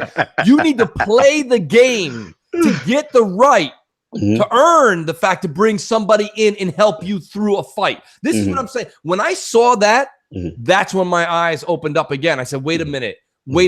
This game is something unlike anything else I have right now in my collection. It is in the community, in the Dark Souls community. And I'm not, listen, if you don't like the game, you don't like the game. That's fine. Absolutely. But what I want people to realize with this game is, it is, when you say it's a gamer's game. You have to play it Yes. to even bring a friend on board. That to me was when I said, wait a minute, this game's playing me right now. Right? This game is playing me. It's making me do something I didn't even think I had to do to get my friends involved. So that being said, that's what I'm saying about opening our eyes and moving forward, right? Preach. And you know me. Listen, I related Dark Souls to a Paul Abdul song. Dude, I remember when you used to go at Destiny. I went hard with it. I did. You've come so full circle, and you just said it. It's like back in the day, high schools. The way I equivalent a lot of this stuff is, it's like sports teams, right? Yes. A lot of us, you're like, yo, you Yankees, yo, you Mets, yo, or whatever team it was, and everybody just had that pride. And yes, sometimes it goes a little too far, but at the end of the day, sometimes I remember getting to the age where, King had to school me like I used to be a Michael Jordan hater. Don't go there. You know what I'm saying? Whatever. And then whatever. He was like, who's better than him? Like, realistically, right? And like he would just win, and eventually I had to get to that maturity, that age to say, you know what? Right. King, he's the best. Like there's no. Yeah, like I'm not a Michael Jordan fan. I'm a Scottie Pippen fan, but I'm gonna tell you, I have to bow down, to the GOAT, Exactly. It's just that maturation process in it, even from sports and for gaming, you know what I'm saying? And that's what's so cool. And I think, like, I'm so glad we did this because a lot of people don't get a chance to see that evolution from a lot of our community and put people in boxes and stuff like that. We about pure gaming. I just I wanted to say this before because you mentioned Zaire, and when Zaire was going through his problems or whatever, I reached out to him and expressed my concern for him. And also, this community, we all have the same mistress, and I know you heard this plenty of times. We all fell in love with the same thing, and it's gaming. That's right. So at the same essence of it is like, I don't care how you got to this point, but you got to this point, and it was a gateway point that we all had. Everybody had that same epiphany moment that I can't live without this. So at what point it became a divide? I don't care where you game at. I don't care if you game on your cell phone. You gaming, we are brothers, period. So for it to become a divide and become personal and attacks and trying to separate, no, I'm trying to unify. I want us all to be inside one room we're playing. I want us all to, Dealer's in this room, Crap is in this room, or Mooch is in this room, and we're all in the same room talking about the same exact thing. Love of the same exact thing. That's the common thread. At the end of the day, it's gaming which unites us. You know what I'm saying? And like, listen, we all have our own takes. We all got our own different opinions. We're not all gonna agree on everything. It's not a kumbaya situation, but we have to understand that, we game. We all love the same thing. That's right. Playing video games and getting away from the dramas of life. That's our escape. You know what I'm saying? Right. But back to you, Lord Mooch. Yeah. You're going right from that point. And then you said, with the channel, like I said, you said the BGST, the Xbox, all that stuff. And then my question now is like, what was the birth of Crossfire? Like, very curious about that. It was the motivation and the promotion from Zaire. Z kept on saying to me all the time, he's like, Mooch, I don't know what the hell you're waiting for. Will you please start a channel? So a lot of times you'll see, you see somebody, they have their born on date of when they started their channel. I've had the YouTube thing, but it sat there idle doing nothing. It was just, it did nothing. So then he's like, listen, you got people in the chat right now on BGST. You got these Mooch maniacs showing up, right? They're showing up outside the house. He's like, why don't you start a show? So finally I said, listen, okay, now look at the Lord, right? You like this one. The Lord only made 7 days. That's right. Right? Right, according to the scriptures we have. Okay, so I'm sitting there and I'm looking and I'm like, all right, Monday's gone, Tuesday's this guy, Wednesday's these folks, Thursday's, and I'm like, all right, so this Friday. And I said to myself, now wait a minute. I said, Friday used to be a night that when you're a younger cat, you're going out to the club, it's this and that, you're making yourself known. I said, maybe Friday's not going to work, but I said, you know what? That's not who I'm trying to reach right now. If you got your collar popped and you're going ahead, right, and you got your goose and your Patron. Listen, if you're doing that, that's not the audience I'm going for right now. Listen, that collar pop's coming back, by the way. Right? That's still coming back. But so I said, I know this gaming community looks forward to the end of the week to come home, get their favorite drink, get something to eat and start gaming on Friday night. And there's nothing better than that. So I said, all right, listen, nobody's going for Friday. Let me see if I can make Friday work. So bam, there we go. And again, it was Zaire and Crap being like, you need to do this. Nice. You got to do this. The chat going hard. Everybody say, yo, I got my collar popping on Friday. Right. I'm telling you. They over here popping collars, you do that, Shooter McGavin, and do it right. You know what I'm saying? Pop that collar. But right, so it's good, man. So Friday has been a lot of fun, and I like. So I don't know. I'm not going to say I'm a pioneer by no means, but my idea was a little bit different. So I'd done BGST, did Xbox Nation, and we had set folks that came on every single week. It was the same panel. I said, you know what? I said the way for me to express myself is I like a little debate.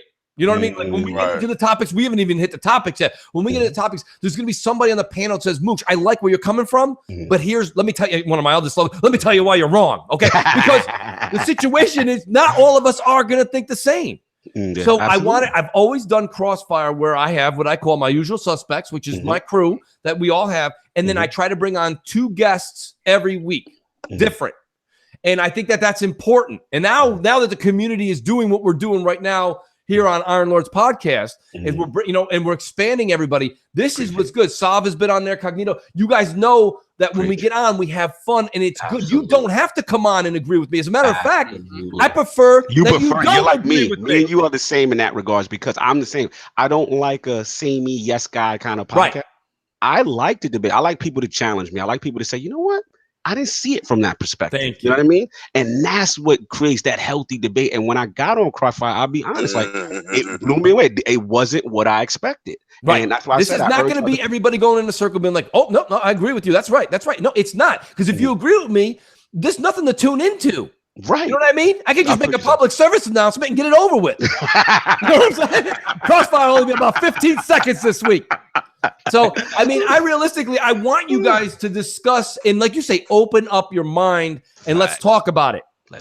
So that's where Crossfire came from. Nice. And then last but not least, I had a meeting with Crap, and I said, the one thing I really, really enjoy, and we were talking about this just before the show started, was I love morning radio. Okay, any of us that have gotten up, you take the bus to work, you go here, you put your headset on, right? That's right. That's New York. Got right. Baby. So what you had your 66, all that, man. All the time, man. That's what you listen to talk radio.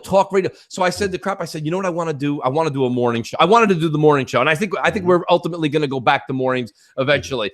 But with the schedule, it was just tough. But I said, let's do something where we could take a little bit of like a creative, we could do a couple of skits where we poke fun at Xbox, we poke fun at Sony, we poke fun at the media, we poke fun of ourselves, right? We do the whole thing. I said, let's do it with a little bit of a higher production value. And I said, let's give folks their Sunday morning, like just their gaming. Listen, I want to talk about gaming with a cup of coffee. It doesn't always have to be with a vodka straight up. Right? I mean, I want to sometimes just have a cup of coffee and listen to some gaming news. And that's what and that's why I love how we did have this great chemistry where we went right from M&C, right? And then sometimes Luca would do a 12 o'clock spot, and then you guys were going on at 1. So we got something. And like I said, I think M&C is going to come back to Sundays eventually. But realistically, that's what kind of drove that was my passion for morning radio. You know what I mean? Absolutely. So, and here we are today. That kind of brings us today. That's how it was born.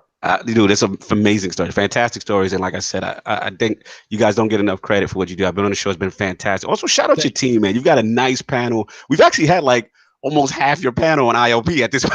Right? You got Xbox, Boom. Shout out to Boom. That was a great find. That was a great signing. That was like a first. You know what it was, man? It really was. It was almost like literally like an undrafted. You know what I mean? Like people always see these guys.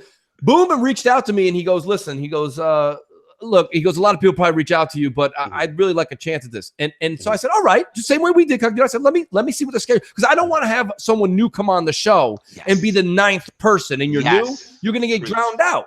So I said, listen, let's do this right. Let's get you on in about 3 weeks. He goes, good. That'll give me enough time to get the right, and we went back and forth. I showed him how people showed me a good microphone, good setup, hooked the man up. He did that. He came on and he killed it.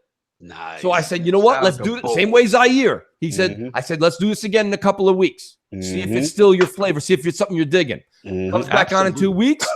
Nails it again. I said, you know what you need to do? You need to be on here pretty much all the damn time. Nice. And the man is passionate, dude. That's what the thing. He's writing me every day, guys. He's writing me every day. He's like, let me do this. And should I do that? He's sending me sound bites. Do you think the sound is right? And I'm like, this dude is legit. He's into it. His passion is there. Bro. That's what it is. It resonates. You can completely see it. It is so cool, man. Like I said, shout out. And like I said, you got one more. I haven't had him on the show yet. Because it's Crab, Boom, Xbot. Who am I missing? So you've got Alan Walsh. Alan Walsh, yes. And Clowns. You've had Clowns. Of course, the Clown. We had Clowns on. We had more than the Battle Lord. Dude, Clowns is such a wholesome. He's a wholesome dude. He helps the community out. Like when I was setting up I did a stream. A lot of people don't know. I did a stream with the whole thing. One of my claim to fames early on back in the day was the whole Rocket League / soccer cars, right? Mm-hmm. So when soccer cars finally made its way to Xbox, I reached out on, I can't remember what show I was on. I think I believe it or not, I think I came into one of your chats when you had you had Phil on or Aaron on, and in the chat was Major Nelson. So I wrote to Major Nelson in the chat. I said something along the lines of, I said, hey, Major, why don't we stream soccer cars the week after it launches? He writes back right away, let's do it, Mooch. Wow. I said, holy shit, I'll be damned. So, right, let me tell you something, right? Hanging out with Larry, that's like, he's a tough dude to get a hold of. So I'm like, all right. So we ended up setting it up, and shout out to Clowns and shout out to Inferno. They got together, helped me out because we didn't have the streaming thing that we have now with Mixer, right? So I was trying to get all these people in chat to come through, which we couldn't ultimately do at the end. But I still had Inferno and Clowns working diligently to help me get Larry's voice through on the broadcast. So we still did the broadcast with Larry, but I was kind of doing I asked Larry the question, and after he would respond to me while we were playing the game, I would then tell the audience what he said as verbatim as I could while I'm playing a video game. So, right, we were talking about difficult and sweating to death. So, shout out to Clown, shout out to Inferno, shout out to the whole crew, man. Yeah, man. 4 Guys Recorders, they actually tick affiliates as well. We got a lot of tick affiliates in the building right now. NLG, BRAP, all that, man. Much appreciated. Dude, this is like, we could just talk for hours on this. Oh, listen, I got news for you. I was looking to see all the Iron Lords podcasts, and I saw that you guys go to about 2 hours and 20 minutes. Today's going about 4 hours and 40 minutes. Because Boss Moon said, oh, is this the intro? Right? Hey, DJ, listen, I'm not throwing those white gloves in the bushes. I'm going to tell you right now, all right? I love Larry. Larry's not going anywhere. I do understand that you guys get off on me and Addict going at each other. We don't really normally do that, all right? But sometimes we may clash, and it's going to happen. He's vocal, I'm vocal. That's going to happen. Let's cut the fraud talk out in there. I see the fraud talking. Let's cut that fraud talk out. Let's Mooch up and get into the topic. So, Mooch, last thing. Obviously, most of us here in the panel, the Lord's table, are from New York. So we know the meaning of your name to mean one thing. So we just want to clarify. Yes. We know what Mooch means out here. The science behind the name Mooch. Let's get that. Yeah, man. Listen, it was all a college thing, here's the thing. I've always felt, okay, and I do this to this day. A mooch, you look it up, it's someone who, just kind of like leeches and takes shit, and borrows. But here's the way I looked at it. Back in the day, when we used to hang out, let's say I would go over to Cognito's spot, right? I go over to Sav's spot at King. I said, listen, you guys are getting together, having a hangout. We're all, we're 18 to 21. Let's say we're 21 for the conversation because we're talking about having some beers in the fridge. And you'd be like, Mooch, you didn't bring no beer. And I'm like, you got 12 of them in there. So listen, some people, right? So some people would actually grab a beer from you back in the day, right? And then they would walk off and go hang out or take some beer and go. Not this dude. I would hang with you all the time. People used to say it all the time. They're like, the thing about Mooch that's pretty cool? This dude came over, drank all my beer, but this son of a bitch stayed with me all day long. We hung out, we jammed out. Oh, so you was a real Mooch. Like, you was like you didn't just take a little piece and leave. You ate the whole pie. I stayed for the whole thing. I almost spit my juice out. But I hung out with you. You know what I mean? He said, it's no shame in his Mooch. No. So let me get this straight, Mooch. You stayed for the beer at the beginning of the day. You got the dinner at the end. You got the lunch at the beginning. I wasn't bad for us. I said, what's for dinner? Cognito, he was a gooch mooch. He was a Debo mooch. Like he'll mooch and sit there with you and chill with you the whole time. Yes. Yes. But that's the difference. You gotta That's the respect, difference. though, he stayed with you though. You got to. That's the point. If someone come up to you and says, "Hey, can I get that cigarette?" and you give him the cigarette, and the dude just leaves, you're like, "That son of a bitch just took a cigarette." But if he sits there and has one with you, now you have a conversation. I gotta respect. You gotta respect that. So Mooch it's and chill, right? Thank you. Yes, mooch and chill. Yes, I didn't, yes. Like you just opened up my eyes. There's correct ways to be a mooch and incorrect ways. Listen, he's gooch mooch. That's right. You don't remember the gooch back from different strokes. He'll debo you and sit there with your stuff. I loved it, man. Listen, but here's the thing. It was all about bringing the entertainment, right? So even now, right, the big thing in the community is like, you mooch a game. But if I mooch a game, let me be real with you. I don't just go, thanks for the game. No. Shout out to Biggie2316. Biggie sent me Monster World, right? That's what's up. I didn't know who Biggie was. He heard me say I wanted to mooch that. Sends me the code, and I start, me and him play through the game 50, 60, 65 hours. That's what's up. And that's what it's all about. If you're going to mooch, okay, at least you hang with the person that gave you the gift. You don't take it. He's giving you the credentials on how this is how properly. I'm teaching you all a valuable lesson. Okay? He said, listen, just don't dig your hand in the bag of potato chips and leave. Eat his chip, but you look him in the eye when you eating his chips and you let him know this is happening between me and you right here. Let him know how good that bag of chips is. Mooching kind of mooching is like, after I eat your stuff, I'm going to compliment you that your stuff was good, but I'm still those are some good chips that you purchased. Thank you for your chips, sir. That's a respectable mooch. I'm dead, yo. He got Lords to mooching. He got steps to his mooching. People I'm telling you, you got to revert back to the beer or the cigarette kind of example, right? The minute somebody takes a game or takes a cigarette, takes a sandwich from you and just leaves, you don't want nothing to do with that dude. True that. If the man sits there and hangs with you, I got it. Yeah, just that goes to a fraud alert. Shout out to Cole. Cole, you a fraud. I gifted you what was that? PUBG, and you haven't been on. It's nothing worse than gifting somebody a game and they don't play it. You fraud. This is hilarious. So we're gonna finish you off with the last segment, which is the hardest one we ask every guest. Yeah. Top 5 games or franchises of all time. Man, that is difficult. It is difficult. Let's go. All right, let's go. Let's make this. Let's get because we got a lot. We got show to do. We got a lot to do. Real quick, I'm gonna say, and these are just because I didn't know you were gonna ask that, but I'm gonna throw this a little bit. I'm gonna throw a little vintage and a little new in there. Okay, let's go. Vintage. I'm gonna go with The Legend of Zelda. Everybody's got Zelda. Listen, listen. That's like when you ask people in film, you're going to hear The Godfather come out of some of them, right? Some of them throwing Casablanca out at you just because it's classic. But realistically, right? So Legend of Zelda, you got to pay respect where respect is due. That was a game that opened a lot of people's eyes. So there's one. Okay. So let's put that out there. Let's put this out there. Castlevania. All of them, because realistically, that was the platforming game that set me straight, that I was like, and I still think, if I was ever in the booth and I was able to make a decision, when you talk all these people that I didn't particularly care for Rise, the game that came out this generation. I wasn't a huge fan. I didn't think there was anything wrong with it. I think it just needed a little bit more. But if you take Rise and put some of the Castlevania-esque, right? Give that man a whip with a chain and a ball at the end of it, right? Give this, that's the kind of game that really got me enthralled back as a kid. I love those types of games. That was how I got into the platform and the whole nine. Love the Simon Belmont, the whole Dracula thing, right? Like, listen, of course. That's where the true zombie, esque curiosity, Mooch, did you play Curse of Darkness? I did not. So shame on me. But number 3. So all of the Castlevanias from Curse of Darkness. I have not played Curse of Darkness. I haven't played a lot of the ones, right? Why he's always going to convert somebody to this stupid game? It sucks. Listen, see where you guys see that. You know what I'm doing? My arm hair just went up. My mooch senses. I'm sensing Addict sending me a code in a few minutes. But listen, that's what you said. Hold up.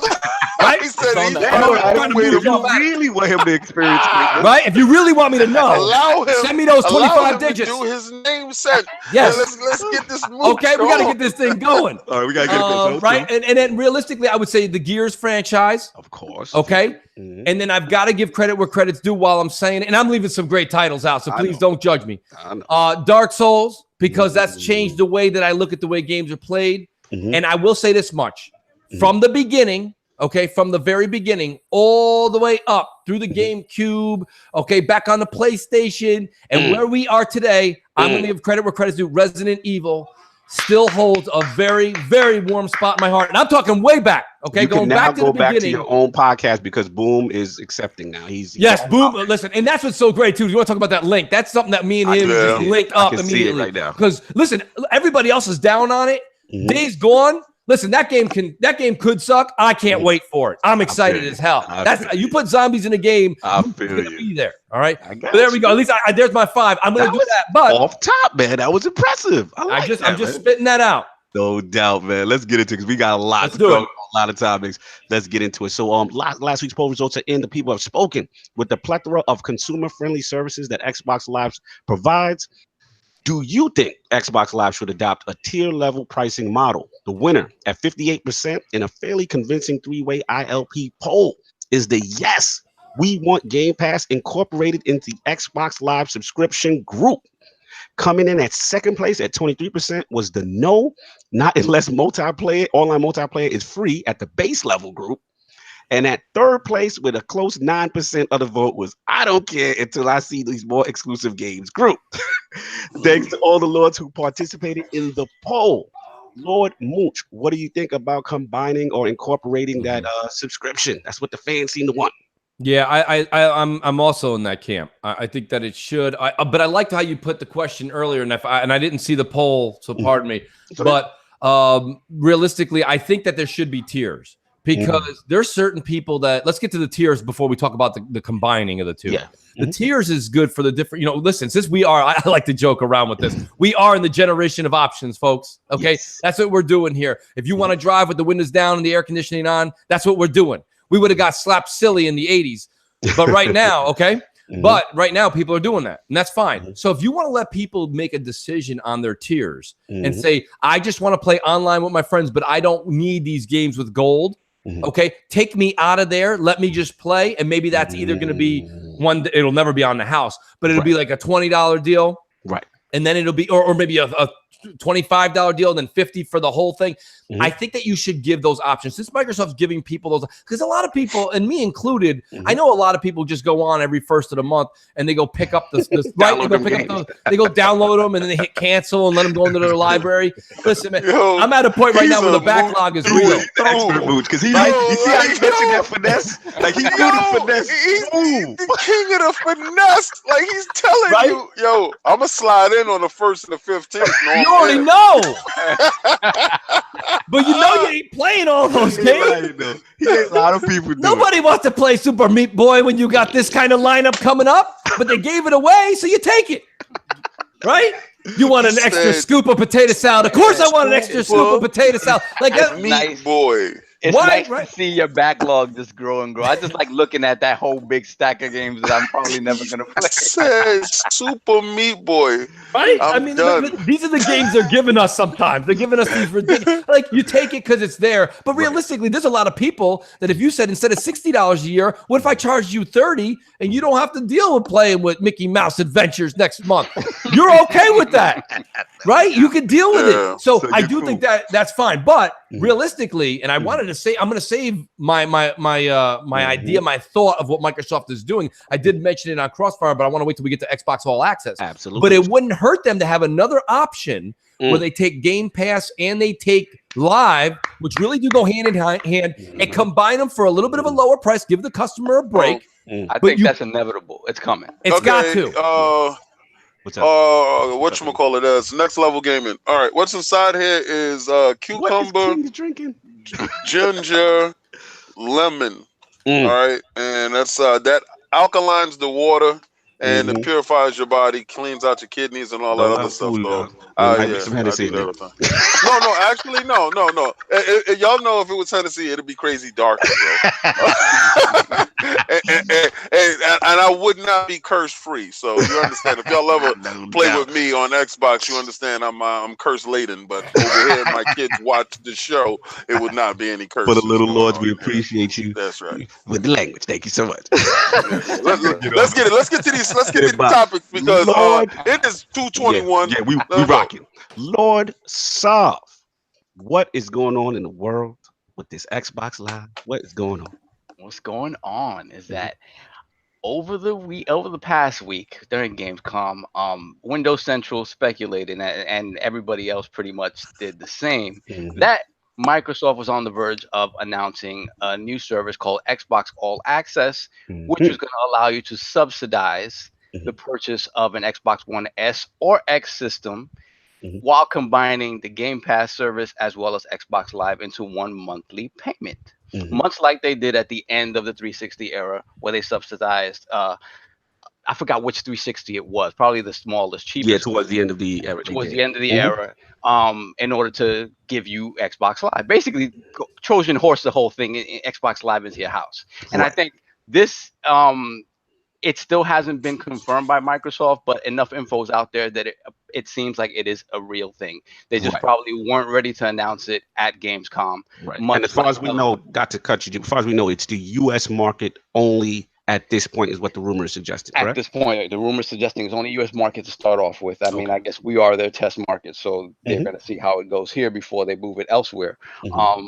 But yeah, like Mooch was saying, this is another option that they're giving people as a way to onboard into the Xbox ecosystem. And for them, I think it is another way to Trojan horse Game Pass into everything, because for them, I think Game Pass is everything going forward. Everything's going to be folded into. If we look at other things that they announced during Gamescom, they released the Game Pass app, which on the surface doesn't seem like much. But if you think about it, why would you release a Game Pass app when you have Game Pass integrated into the Xbox app already? It's because Game Pass is going to be the star eventually. So this is just a way of getting people into the ecosystem without, doing it painfully up front, buying a $500 or $200 system. And what's the point of entry as far as because they have two, like the S and the X, right? What's the monthly payments looking like? So the S subscription is looking like they're talking about $22 a month, which would make that about a $6 or $7 a month investment towards the actual console itself. Right. You figure Live over the course of the 2 years is about $120. And Game Pass over the course of a year is $120. Right. So it breaks down to about $10 a month for $10 a month for Game Pass for the year, and then $5 a month for Live for the year, in addition to whatever you're paying, the $7 or whatever you're paying for the console. Same thing. So, and then for the X option, it's going to be about $35 a month. So that's again $20 above the $10 and $5 breakdown for the Xbox, for Game Pass and whatnot for the X. Gotcha. At the end of the 2 years. The way they're talking about it is that at the end of the 2 years, the system is yours, and you can choose to cancel or the subscriptions or not if you want. So if you break down the numbers, the math, you stand to save a little bit, a couple of bucks over the course of the 2 year contract. Again, it's an option for people who don't have the resources to pay for all this stuff up front and want to maybe just test out the ecosystem. I'm sure they're going to have to implement some sort of way for people to get out of it if they don't want to continue with it or whatnot. It is what it is. I think it's a great option. I think, again, if there's talk about difficulty getting Xbox consoles into homes, this is another way to get that. And again, what they really want is for you to be invested in Game Pass in some way, shape, or form, whatever platform you're on. So I think it's great. I think it's great. All right, so here we are, this Xbox Live All Access thing going on. So, Lord Mooch, I know you was holding on to some thoughts about this, so let's get you right into the mix. What did you think about this announcement? This rumor hasn't been officially unveiled by Xbox, but the sources are pretty strong. Shout out to Jez Corden from Windows Central, friend of the show, and also I want to shout out Tom Warren, who also was the one, I believe, who tweeted it before that something like this rumors was coming down the pipe. So, Lord Mooch, Xbox All Access? Where are you at with this? So Xbox All Access is for me. For me, it's not for me because I'm already there, right? We've already got the X in hand. We're playing, we're enjoying right now. But this is a great thing. And where I want to add the value is not what we're reading on the top layer. You got to kind of peel it back a little bit and look a little deeper to what Microsoft is thinking. And me and Xbot 448, we were kind of talking about this on Crossfire, where you can have something that's consumer friendly and something that's good for the business too. You know what I mean? And that's what Microsoft's trying to do here. They're really trying to balance the scales. So hear me out. Game Pass, okay, as it currently stands, and I understand it's getting good press right now. Yeah. But Game Pass needs to do a few things right now to make it what we think it can be. And that is day and date third-party games. Now, everyone says that, but they don't explain it to you. Okay, I realize we're not going to get GTA 6 in there. I understand that. That ain't coming, okay? They don't need that money. They got their own money. But when you have games like Metro Exodus, okay, or you have games that came out like The Evil Within 2, which 3.5 weeks after it came out dropped half price, okay? These are games that Microsoft needs to be able to go to the table with a bargaining chip and say, we need to have your game in Game Pass day and date. Now, let me explain. That doesn't hurt the PlayStation consumer. It doesn't hurt the PC consumer. And it does not hurt the consumer that is not in Game Pass. It's an Xbox fan. It's an option for people that are already paying a $10 a month subscription to feel like they have something, okay, worthy of keeping that subscription. Now, you might say, well, how are they going to do it? The only way Microsoft can do it is by showing these third-party companies and publishers, okay, that they have the butts in the seats, okay? Now, how do you do that? Here's how you do it. You shove Game Pass down our throat in a very consumer-friendly way.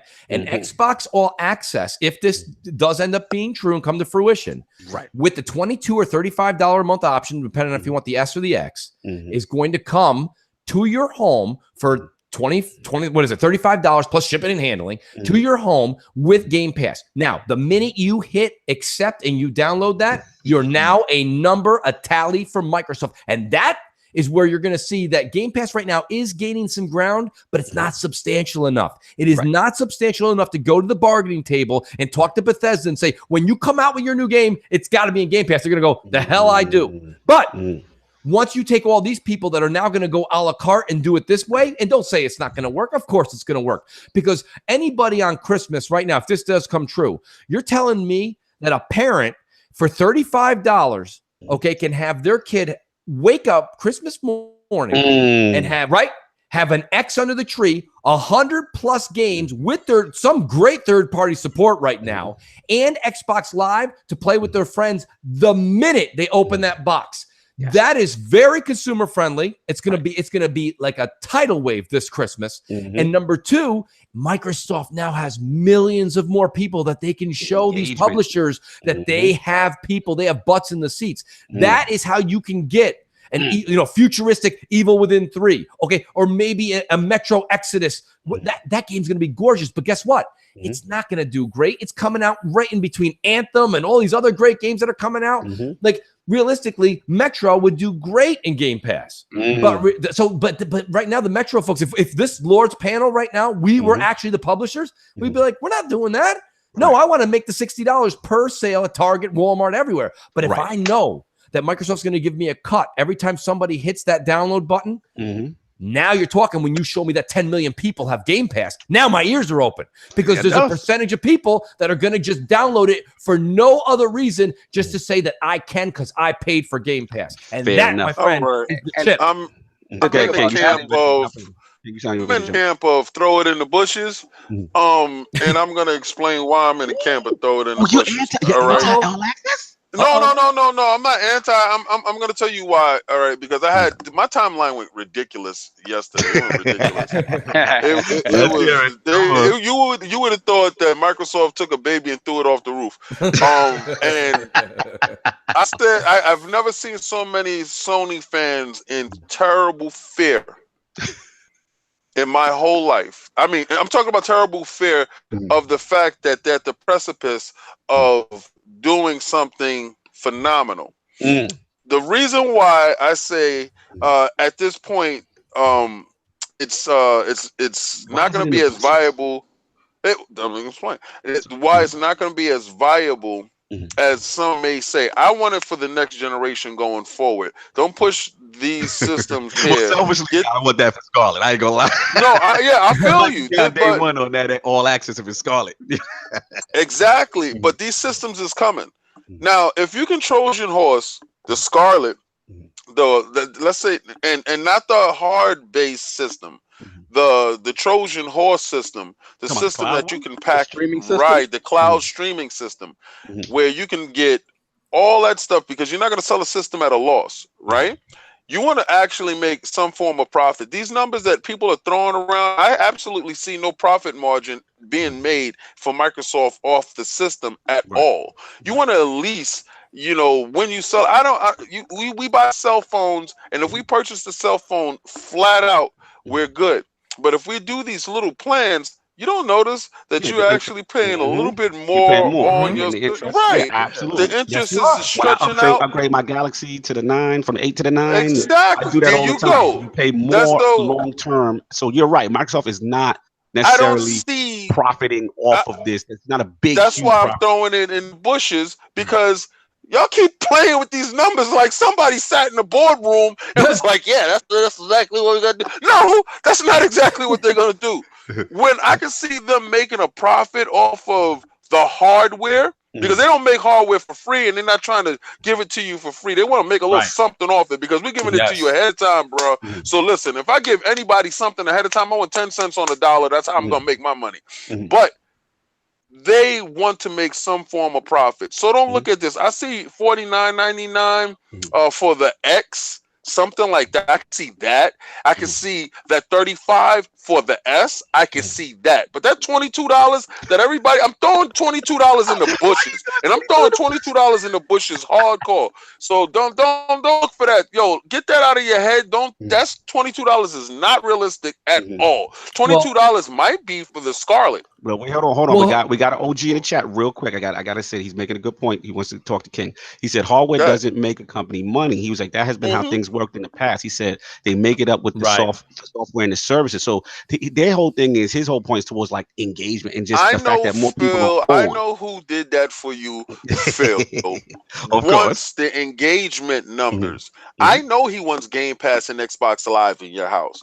I know he wants Xbox Live on your phone, on your tablet. I know he wants Game Pass on your phone, on your tablet. He doesn't care where you game. He just wants you to game on his platform. Listen, though, King, King, I want to mention the King though. One thing also, shout out to what is it, Next Level Game in there. Yeah, he's right. He's 100% right with the software. But let me just make some dollars and cents for you with the hardware too, with the 22 and the 35. Here's the thing: the minute you use a car for example. You buy a $50,000 car, the minute you sign your name, right, and we start paying those monthly payments, the minute those tires roll off the lot, that car is $25,000. But you're still paying on it like it's $50,000. Now, hear me out.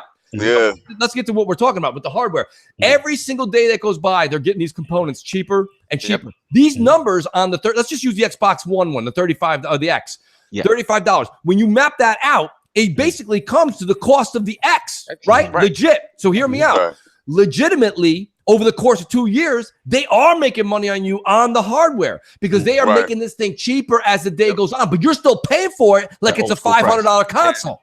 So they are still making money. This is the thing that people got to realize. So a lot of people that were anti this, like you said, that were kind of giving shade yesterday. Those folks that were doing that, right, well, yeah, you saw it, right? Those folks that were doing that, they were saying, wait a second, they were saying that that's a negative. What I'm saying is those people that were throwing the shade were actually correct. Microsoft is making that money because let's be honest, no matter who is smiling at you when you do business, when you hand them over that $20, they're making some money on you.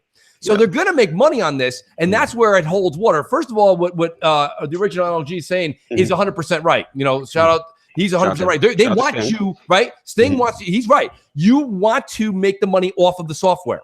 But realistically, they are making money off the hardware because as that value continues to diminish, they're still charging you top price. So ultimately, it's a win for the consumer because it becomes a monthly, forget about it, $35 that we all pay $35 for something. Listen, if you have HBO Go and Hulu, bam.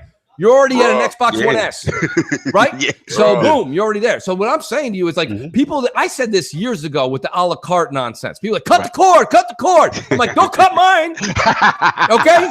Keep my cord intact. And if you cut it, I'll splice it. Okay? I love my cord.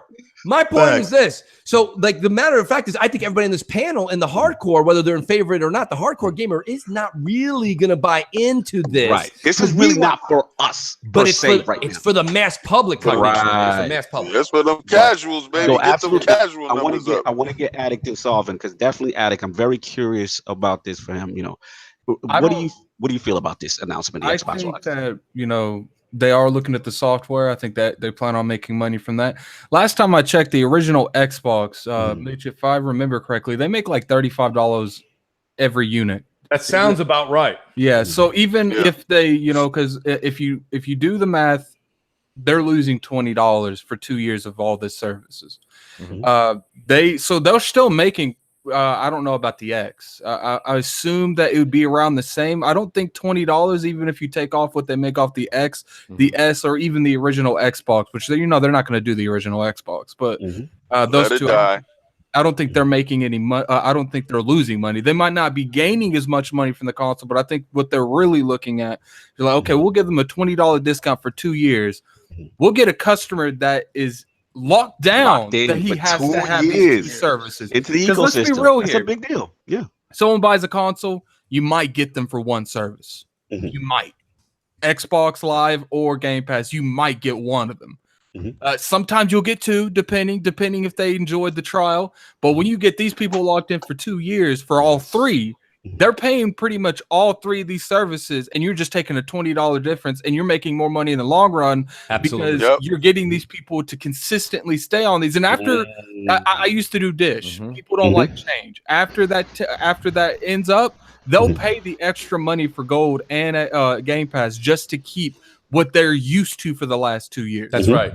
Yeah. No, fair enough. Saab, I want you to jump in because I got a lot to say. So, what you got, man, with this whole thing? I just think again, it's another option, like Mooch said, and I completely agree. Like over the course of that 2 years, they're going to be making money off of you. Anybody who ever there was a lot of arguments going, like King was saying, like people pissed off that what happens? It's drawing people into these long contracts that they're not going to be able to afford. This is not financially responsible. When in the history.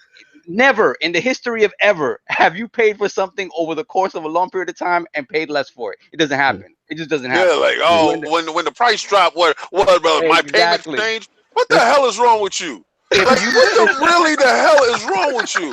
A payment plan is punishment for not having the money up front. That's what it is. That's all it is. But let's get to the fun though. So what happens if you don't make a payment? The police they bang your credit. They gonna bang okay, first of all, let's and I want Sovereign to chime in on this one point right here, because this is not for you guys that's out here with bad credit that think you're going to finesse something. You're not mooching nothing here. I'm not saying Mooch got bad credit. I'm not saying Mooch got bad credit. I'm saying, I said, don't listen to Mooch thinking you going to finesse this one. No. This is not going to happen if you got bad credit. You can't, Mooch. You could Larry will show up and slap you with those white gloves. Exactly. Nope. So what's going to happen is you need good credit going in, all right? This is not for that student who has the 540 credit score who think he's going to go in and slide that card and make it happen. Your console going to get told. I'm dead. They're going to put a boot on it. Put a boot on your controller. When you Yo, you're going to go pick up your controller. It's going to have a boot on the analog. But like realistically, we would assume that Microsoft has to have precautions in place. There has to be something on the account level and on the hardware level to prevent you from, if you try to finesse and get out of that You know what I'm saying? Get out there. This is what's gonna happen. They're gonna send you a nice, cordial email saying that they have not received your payment for that month yet. If payment does not come through, you're gonna see your services stopped, and you're going to get a bill in the mail for the entire rest of what you owe on that console. Right. If Now, you do not pay that down, I want to play devil's advocate something. This is what I'm saying. People are saying this is some of the stuff I'm seeing on Twitter. They're like, this is predatory. Listen, that Microsoft is putting young kids in a bad situation. I've heard there's no young kid that has a credit card. I don't see my son purchasing an Xbox. I've heard the argument that this puts poor people in a position where they think they can afford this and they can't. Listen, if you're poor, and by the definition of poor meaning there are certain basic necessities that you have a problem getting in this life, then the least of your problems is how you're gonna get an Xbox One X. Like you need to worry, you need to worry about a roof over your head and food in your mouth. Like the least of your problem is, how am I gonna play this Gears of War 5? Like how am I gonna do that? Stupid argument. Like it really is a ridiculous argument.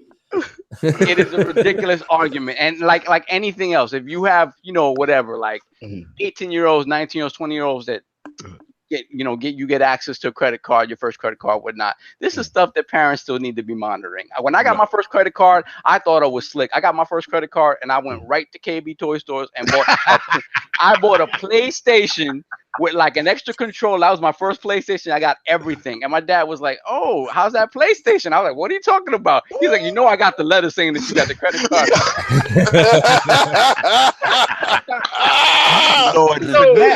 You're not fooling anybody. Like these things need to be monitored by parents. And if you're not doing that, like there's a problem with you. Like absolutely. Yo, let me jump in real quick. Because this is a good one, man. I've had so much fun watching, the whole thing. I mean, this thing, let's be real. Like, I want to shout out a Lord, Dan McCullough. We had an Xbox Live on last week, and he kind of gave us some foreshadowing that either some pricing or some change. So shout out to him, man. He's an excellent. Please watch that ILP if you missed it. And, the whole thing is, I think this was right on time. It's a great and super consumer friendly move. We can't ignore that, right?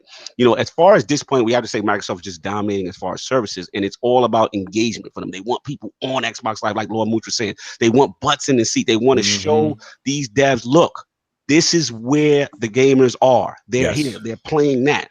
And again, it's more chance for spending. So my only question is obviously the availability, though, because at the end of the day, the rumor's out right now.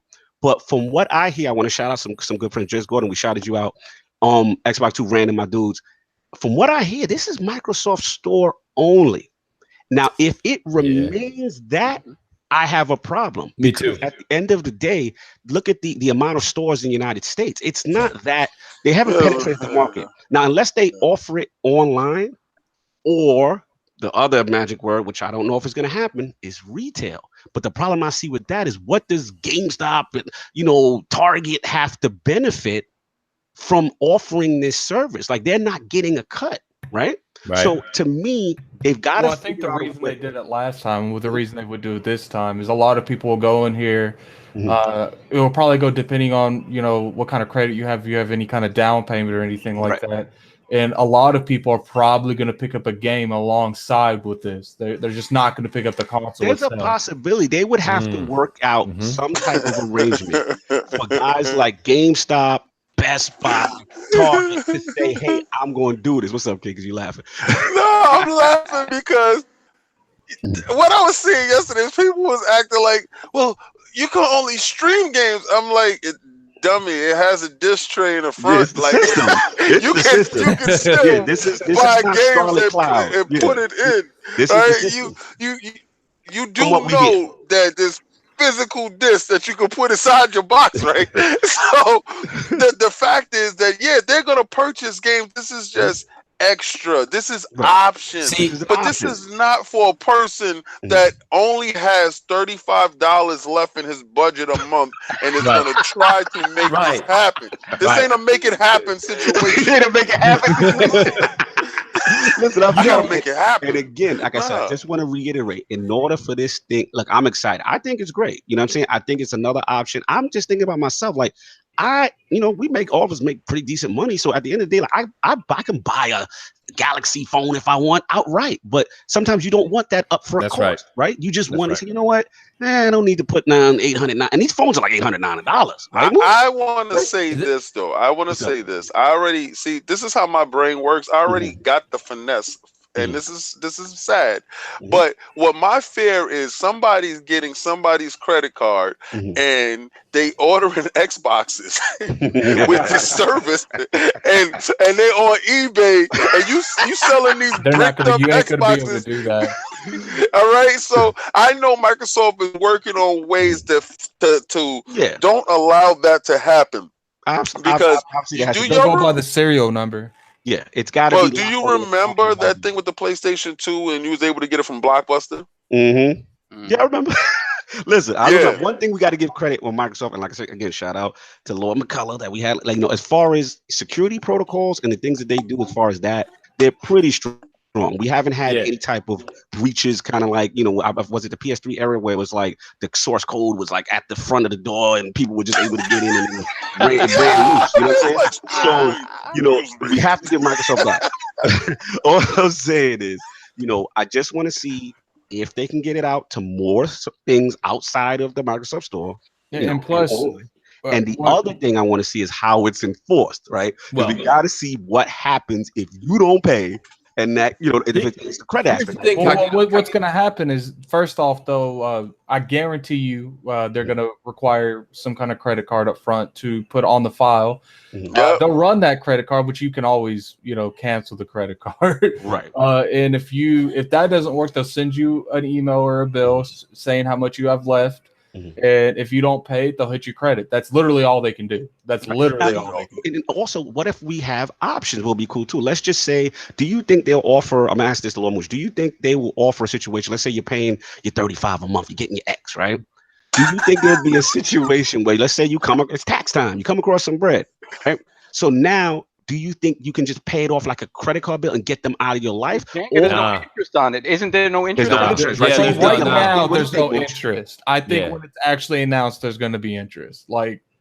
Because at the end of the 2 years, it ends up being pretty much a wash anyways. Right. You can go ahead, if you come in some extra, like you're saying, come in extra bread, you can just go ahead and pay it out. Yeah. Right? But the question is, do you think they'll offer that, or do they may want to lock you in for the 2 years? Contract. You just have to pay your contract up. Yeah, you just pay you can pay the contract in full if you want. You won't get no discount or anything like that. No. Here's the thing, and I don't want to segue into your next subject, Cognito, but realistically, we got to talk about it since it does pertain to all access. Because what King is actually laughing about, which he's right to, is all the nonsense that he's reading right now about ridiculous, right? But right? I listen to y'all and I'm reading the chat at the same time. And Jay Fonzarelli got me over here dead. He does. Fire. Fonz is on fire. He is on fire right now. But I think Xbox missed a golden opportunity by not talking about this while they had the entire stage to themselves at Gamescom. Why would you bring this up? Because you got all of us, right? Look at what we're doing right now. Just the 5 of us alone, we've come up with 6 different scenarios. The chat's going off on a tangent. Internet's going wild. People are like, is it going to have a disc tray? Of course it's going to have a disc tray. Right? What are we talking about? Remove the disc tray from They're going to take that away from you. Right? The disc tray won't be on that streaming system, though. It won't be. And I think that's the most exciting part about this is if this is successful, do they push it day and date with the new consoles coming out? If I were a betting man, I would say there's a good chance that it's on the next consoles. But here's the thing, with Tamuch's point, I hear what you say. It would have been the most perfect bomb, right? Yes. But the only issue is, from my understanding, because it's US only, they didn't want to announce it there. All right. And then another. But in Germany, they subsidize systems in Germany at this point right now, right? But I think at this point, they're just not ready for that market, and they want to debut it here, where they have the Microsoft stores, they have the footprint. From what I'm understanding, it kind of got out when they weren't ready. It's not like if they did it during an Inside Xbox show, like people would start throwing tomatoes at AC Bongos. The Germans might be upset. They might, like, listen, it like maybe low key that's disrespectful. If you have that conference in another country and you start talking about features only in the other country, like, yo, we got this new feature that won't be like, come okay, to you got stuff for them. What you got for us? Right. I mean, don't get me wrong. I know like, you guys are coming the white gloves. I think realistically, when you have that much media attention and you've got so many people watching, because there's nothing from Gamescom until possibly what? E3? Nothing. Yeah. Why now? Here's what's going to end up happening. So they're going to miss that stage event, right? They had a lot. And I'm not talking about there is PAX West. They could probably do it. That's true. But realistically, you missed that big stage, and you're going to have a bunch of people. There's going to be a bunch of people just taking this information and running with it and saying, like, not factual propaganda. But isn't that the best part of how this internet and this the Twitter and all this stuff is working? We're doing the legwork for them. Absolutely. They're testing the water and they're seeing the temperature of the room. They really want to see if Sony dudes is real. These Sony dudes' heads are exploding right now because PlayStation is not going to offer this. If you don't have your $500-$400 up front, you're not getting one. Right. But if Microsoft just told you walk in the store with your social security card and $35 and you walking out with the service in the package, how many people is going to be on Xbox? How does it switch the narrative from I don't have $5 right now because I actually got to buy milk and diapers for my kids, but I do got this $35 though. We got that 35 on deck. And 35 for 150 games? Come on, man. Who's there? Shout out to Lord October the chat, man. Editor. He basically saying, like, look, Xbox absolutely need to have another event around the holidays. Yes, and maybe a reveal, a couple of things at the Game Awards. So that's a possibility. Yeah. Could going on. Anybody solve? You got anything on your tab before we move? I mean, we got a lot to get two more to get. Like real quick, something that Mooch mentioned. There was speculation before Gamescom that actually Shadow of the Tomb Raider and Metro would be day and date on Game Pass. It wasn't completely debunked, but much like the announcement of this, much like the announcement of the Elite Controller 2 that sort of got pushed back, this is still a possibility. It was a rumor, so nobody said it's absolutely not happening. So they might be a little too close for Tomb Raider. I know a lot of people already pre-ordered Tomb Raider. It would suck if it's then in Game Pass. But Metro, it's still a possibility. Yeah, true. Microsoft's gonna be like, we're not doing refunds on that one particular game. So they might have already had those conversations that could be in the works. And secondly, my overall point to this, I think this is just all a Trojan horse for Game Pass. Even live, I think at some point live gets completely folded into Game Pass. And Sal, what's our favorite word? Engagement, baby. And they want you engaged with Game Pass. That's what they want. I want to say something. Like, people are going in on this. Like, you know, I've seen, this is the craziest thing that Microsoft's ever done that I've seen get this much attention over nothing. It's like, look, like at the end of the day, people are like, oh, you know, there's not a market for this. People are they're acting like this hasn't been done for like 15 years. There's Renaissance, there's Figure Hut. They're acting like they didn't do it last gen. They did it last gen. Like, and plus, like, you know, you go through something like those other ones, you're probably paying like $60-$70 for more on top because the numbers because what you're doing, you're paying like $40 and you're paying like $30 in interest every month. We're all forgetting this is strictly an option. Listen, if we're all out, right? We're all out at the game. We're all out at the game. We all pull out. You pull out your Samsung. You pull out your iPhone. I don't care nor need to know if you're paying that $45 a month for that phone or if you plunk down $900. That's all I'm looking at is I'm like, yo, nice phone. Right? I mean, like, realistically, it's an option. It shouldn't affect anybody at all. I mean, that it doesn't. You know what I mean? I mean, I don't. And you know, like, I just want to point out, it's not like even like someone like, you know, if I anticipate it, I could save up money between now and the next gen console comes out, and I could still get a day one. But if you look at it from this standpoint, as long right now we have no thoughts of interest because that hasn't been linked. If there's any interest, right? For right now, from what we know, no, but it's not still beneficial to you to do this, even if you can pay it all up front, because you're saving money anyway. As long as you want all three of those services, the Xbox, the Game Pass, and Xbox Live, which almost everyone here has Xbox Live at least. Yeah. Like, you're saving $20. So you're technically saving money by paying off. I don't think I've ever seen that. And it's like I agree with King. I don't think that's going to be the case. I think there's going to be some type of interest on it. But it better be. I mean, listen, I love Microsoft and all that. Bruh, if I'm in that boardroom and you telling me we going to lose $20, you got corporate King on us quick. Bruh, I'm so sorry. Listen, I'm friendly, but bruh. At the end of the day, I think that their number one thought process right now is we might take, even if they take a hit, which I don't even think they will. They might not make as much money off the consoles as they normally would, right? But they're still making profit. As long as they're not making a negative, I don't think they care because they're going to take a little cut off their consoles, but they're going to broaden the horizon when it comes to Game Pass. You're going to have millions of people probably that's on Game Pass that wouldn't have been on Game Pass. They're going to be tweeting it. Like, I think that's their bigger picture. They're not caring about the little $20 they lose. Mm-hmm. They're wanting the overall perception that everyone has the long game. The long game. I just want to say this last thing on this topic. Come on, we're beating it. I love the fact that they're losing. Oh, because you get all the consumer-friendly stuff. Brother, you don't do this from a position of winning. You do the eye gouging, the groin punching, the ear pulling, the ear biting from a position of losing. Yep. Microsoft, well, not losing, but second place because they're still doing. If you ain't first place, you losing. All right, there's no such thing. You know, if you're not first place, you're the first loser. All right, and I want you to understand, if they're not willing to get dirty, that's not a company I'm willing to stand behind. I want you to pull hair. I want you to punch people in the throats. I want you to get in there and win. And these dudes is going for the jugular. If they telling you we're bundling our systems, we're bundling all our services, we want to get you in right now. Right.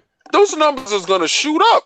$35 is for real. Listen, they're prepping themselves for the next gen, man. And that's at the end of the day, that's what it's about. $35. And and at the end of the day, competition, as we all know, we've been around long enough to understand, competition is good. The gamer benefits. Let's move on because we beat that thing to death. We gotta finish this up, man. Yo, Lord Addict, man. Gamescom, let's go. So I wanted to really, Gamescom just happened. A lot Xbox got a lot of feedback over the, when it comes to Xbox. Okay. Continue. He's laughing about his. But they got a lot of feedback over their Xbox. So I just want to make this, pretty short because obviously I don't want to run over too much. But, do you think that Microsoft is the reason that they're failing in areas such as the reason that they're failing in areas such as anywhere out of the United States, they don't take anything else serious but E3? Like, do you think that maybe because, let's be real, Gamescom is actually bigger than E3, but they don't even really do anything at E3 at Gamescom. They don't go to Paris Game Show, they don't go to Tokyo Game Show. Pretty much, they don't have really presence in any of these. Do you think that might be one of the reasons that they're losing worldwide? And what's your thought on the Inside Xbox? No doubt. Let's start with Lord Mooch. I know he's got a lot to say on this. Yeah, as far as I said this last week, I'll say it again. Gamescom has turned into nothing more than a 350,000 foot traffic arcade. Right? There's not. God bless. They could make this what it was. It used to be the second coming of E3. Yes. But there's no more announcements. The announcements that are made are stuff that we've already heard about for weeks, or a bundle we don't care about. Inside Xbox is what it is. We kind of got to talk about that. Right, I don't think, if you want to grade Inside Xbox on an A through F scale, the best one we've seen is a C-. It is what it is, right? Real talk. And I'm not saying they shouldn't do it, but realistically, here's where I'm at with Inside Xbox. People write me all the time, hey, Mooch, what are you going to be watching or checking out Inside Xbox? I'm at the point right now is if I can, I will. But I certainly am not moving anything in my schedule for it. You know what I'm saying? Mooch, I feel you. And I should have took your advice. I should have. I told you, man. What's funny is LordCognito told me that morning, man. They moving different than they usually do. I got fooled. I got fooled. They fooled you. I was like, it's Gamescom. And then, Nelson's talking about, and then they got remember they had the little sign, maybe new hardware. Oh, I'm like, this might be something different. I got caught out there, Mooch. Listen, I can't blame you. After Gamescom, he's like, I'm done. I'm going to bed. I messed up. That's it. I laughed because I knew they was trolling.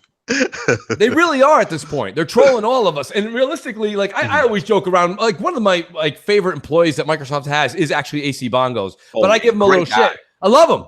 Great dude. But realistically, they don't give that man the right platform. I mean, did you see him? They literally he went from the UK over to Germany just to show off some Xbox socks. I'm like, what the hell? Give something for AC to do in the corner over there.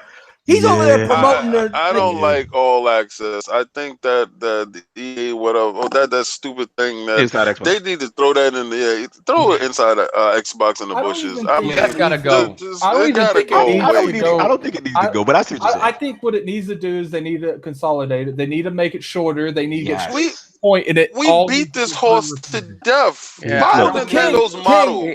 It needs to be a direct, like a Nintendo. I don't want to see people. I don't 45, 45 minutes. I don't record it. Send it out. Let's just use that money wisely. Okay. Right. Stop having all these people on there. The only time I would say that needs to be longer is like E3 or Gamescom. If you want to make like an hour, E3 is different. That's fine. E3 is different, but I agree with Mooch, man. It's got to be boom, boom, boom, trailer, information, in and out. Get the information. Yes. And it has to be like a man shopping. Like right now, and this is no disrespect. When I go shopping with my daughters, their heads are in the clouds. Like, what's going on? Like, this is the first time we're in the store. Right. When I go with my son, I see the impatientness in his eyes. He's like, yo, daddy, let's get it. Let's go. Let's go. Yep. Finish up. When I was a kid and I was walking through the mall, to use King's example, like I'm sitting there, every mall now has got couches and chairs in the middle of the hallway. Who's hanging around? No. Like I gotta get what I gotta get. I got my list in my head. I know what I gotta do. I gotta get out. Right. And you're right. My son, when it comes to you go to shop with your son's like, are we leaving yet? I'm like, I got one more thing. We gotta get out of here. Yes. And you strategically park the car next to the last store so you get the hell out of there. So I thought I was the only person that did that. No, we're the same. When you said that, my eyes opened. I said, "This is exactly what I'm like." Realistically, getting back to it, these are 2 hours. They're bringing the dev out. The dev is coming out. Half of them don't speak English, so we're all like, and I'm not talking about the Germany thing. Like when they had the gentleman come on for the new Walking Dead game. Yes. Okay, this was the one prior to this one. Man, was that hard to watch? I almost felt like I committed a crime. And they said, Mooch, what you got to do for your penance is watch this dude talk about how he's making the game. And as I'm sitting there, I just had that squint face on, like, why am I doing this to myself? So I'm like, why are you doing this to your customers? We don't care. And when they did that whole thing, right? We don't care. Hey, you don't lie, Mooch. You love that part where they spent like 15 minutes telling you how they made the arcade for. Yes, you was about that Dave and Buster's. You want to talk about the worst of the Inside Xbox? The worst of the worst, I swear to God, was when they did the State of Decay 2, the people trying to break out of that, like they made that that Double Dare that set. Live action. They had Mark Summers with a microphone. Listen, I got news for you, right? That's for all you old timers out there. But like, all right, he had the Double Dare set trying to get out on time. And then when they were done, and I thought it was done, I tweeted out, I was like, "Thank God that's done." Then Larry comes on, he's like, "And now we did it with the Xbox staff." I was like, "Oh no, did it?" Like Lucas says, "Not like this, Larry. Not like this. I can't defend that." Yeah. So like I was like, this is just the whole thing was just like, I think Inside Xbox definitely needs to be like direct. Make it 45 minutes. Make it short. Get the info out. You want to show me bundles? Show me the bundles. Keep Larry's gloves at home. Let me jump would you get off of Larry with these gloves, please? Man, I can't take. But he keeps like an old Mickey Mouse with white gloves. No, first of all, he brings class to it. That's the Vanna White of the situation. You're not respecting that. White gloves. Those gloves don't even fit. He does. Listen, that's his snick. That's his joint. That's his lane. Nobody's wearing white gloves like Larry. Come on, man. Let Larry wear white gloves at all. I'm done. Let me jump in because Mooch got me hyped. Listen, man, this thing has to be condensed. At the end of the day, it has to. Listen, I want to be very clear, though. I am happy that it exists. I want to be very clear. Like, I don't want it to completely go away. I like that we get some information, although it feels more like a marketing product placement show right now at this point. All to me they got to do is shorten the joint. There was some positive. We got the PUBG 1.0 going official. We got my Master Chief collection. Announced. That was a big deal than people thought. Like, yeah, that was really Master collection in Game Pass. I know what you call it, Lord Mooch didn't care for the State of Decay situation, but at least they had the Daybreak pack going on. You know what I'm saying? And the huge one for me personally was the Supermassive Games that had that Madden or whatever it's called. Man-made Dawn. Yeah. It's a 3-part series. Right. And that's from like the Until Dawn kind of style. Yeah. And I like that kind of stuff. That's them. Like, it can't be humor. Who's gonna live? Who's gonna die? Like the horror stuff. But yeah, the pacing is awful. Too much with the cringy jokes. And let's get to the elephant in the room. What's up with those bundles, man? Like, I know. So disappointed. Man. Another wasted opportunity. Like they are almost the kings of the night. Like, remember when the Gear consoles came out? The red, it did all it. And then I'm just seeing these generic boxes with different stickers slapped on, and I'm like, what is this? Cognito, I gotta say, the reason why you're getting that now, when we were getting the winning boxes is because we were like close to winning. We're in parity with the systems.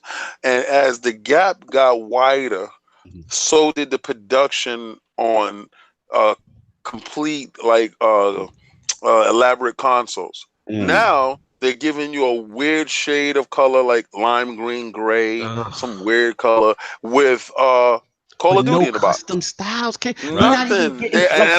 You're not going to get that. Inexcusable, though. But here's the thing. Yeah, because when you look over at Sony and you see that Spider-Man system, and you're like, absolutely. Or that 5 million system, and you're like, they doing it. There's no excuse for Forza Horizon 4 not to have one. That's your baby. Brother. That game is fantastic. And I think that's gone this gen. What you think? I think it's gone this gen. Because of the losing factor. Oh, I see what you said. You think they're just not going to invest in that right now? Nobody in the marketing department is going to fund a situation where you're not going to be in the lead. Number one exclusive for the holidays. Like, how can you? It don't matter. But we got a box for you with it come in the box with the sticker. The controller might have a little logo, but we're not doing the elaborate. I know you're used to that. But when you were winning.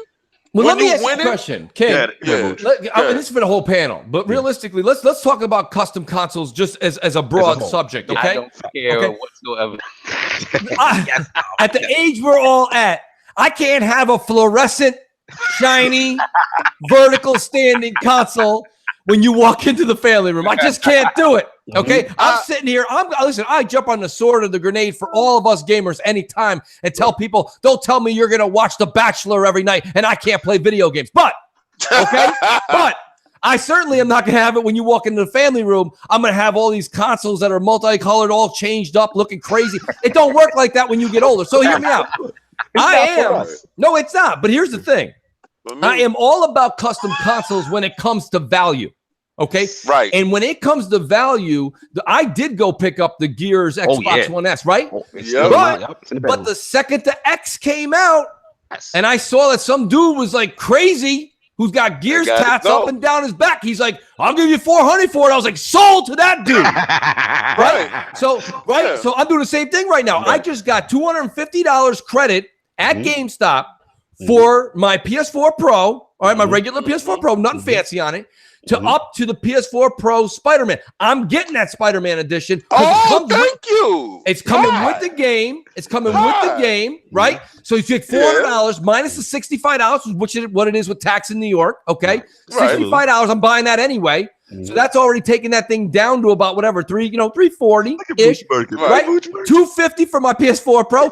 Dude, you're talking about for $100, less than $100. I'm gonna walk out with this thing, and I know that I'm going to get at least $300 for this thing and a trade-in, and I paid $100 out of pocket. Yeah, when you get that PlayStation 5. Thank you. I feel that. Now imagine if they had the Forza Horizon 4 one and it looked real snazzy, and you catch somebody out. But that Forza Horizon 4 one ain't getting you $350 aftermarket.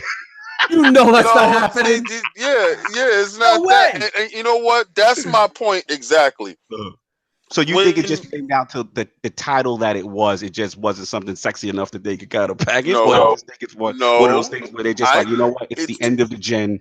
We're not really focusing on this right now. We're kind of gearing up. Their ideas is not in the losing. They're in the losing position. Sony is lapping the bases, so you can get extravagant with your dances. You can do dumb things around the bases as you're winning. So you're like, yo, how about we put out 5,000 of those PlayStation Million systems that nobody got, but all these executives have.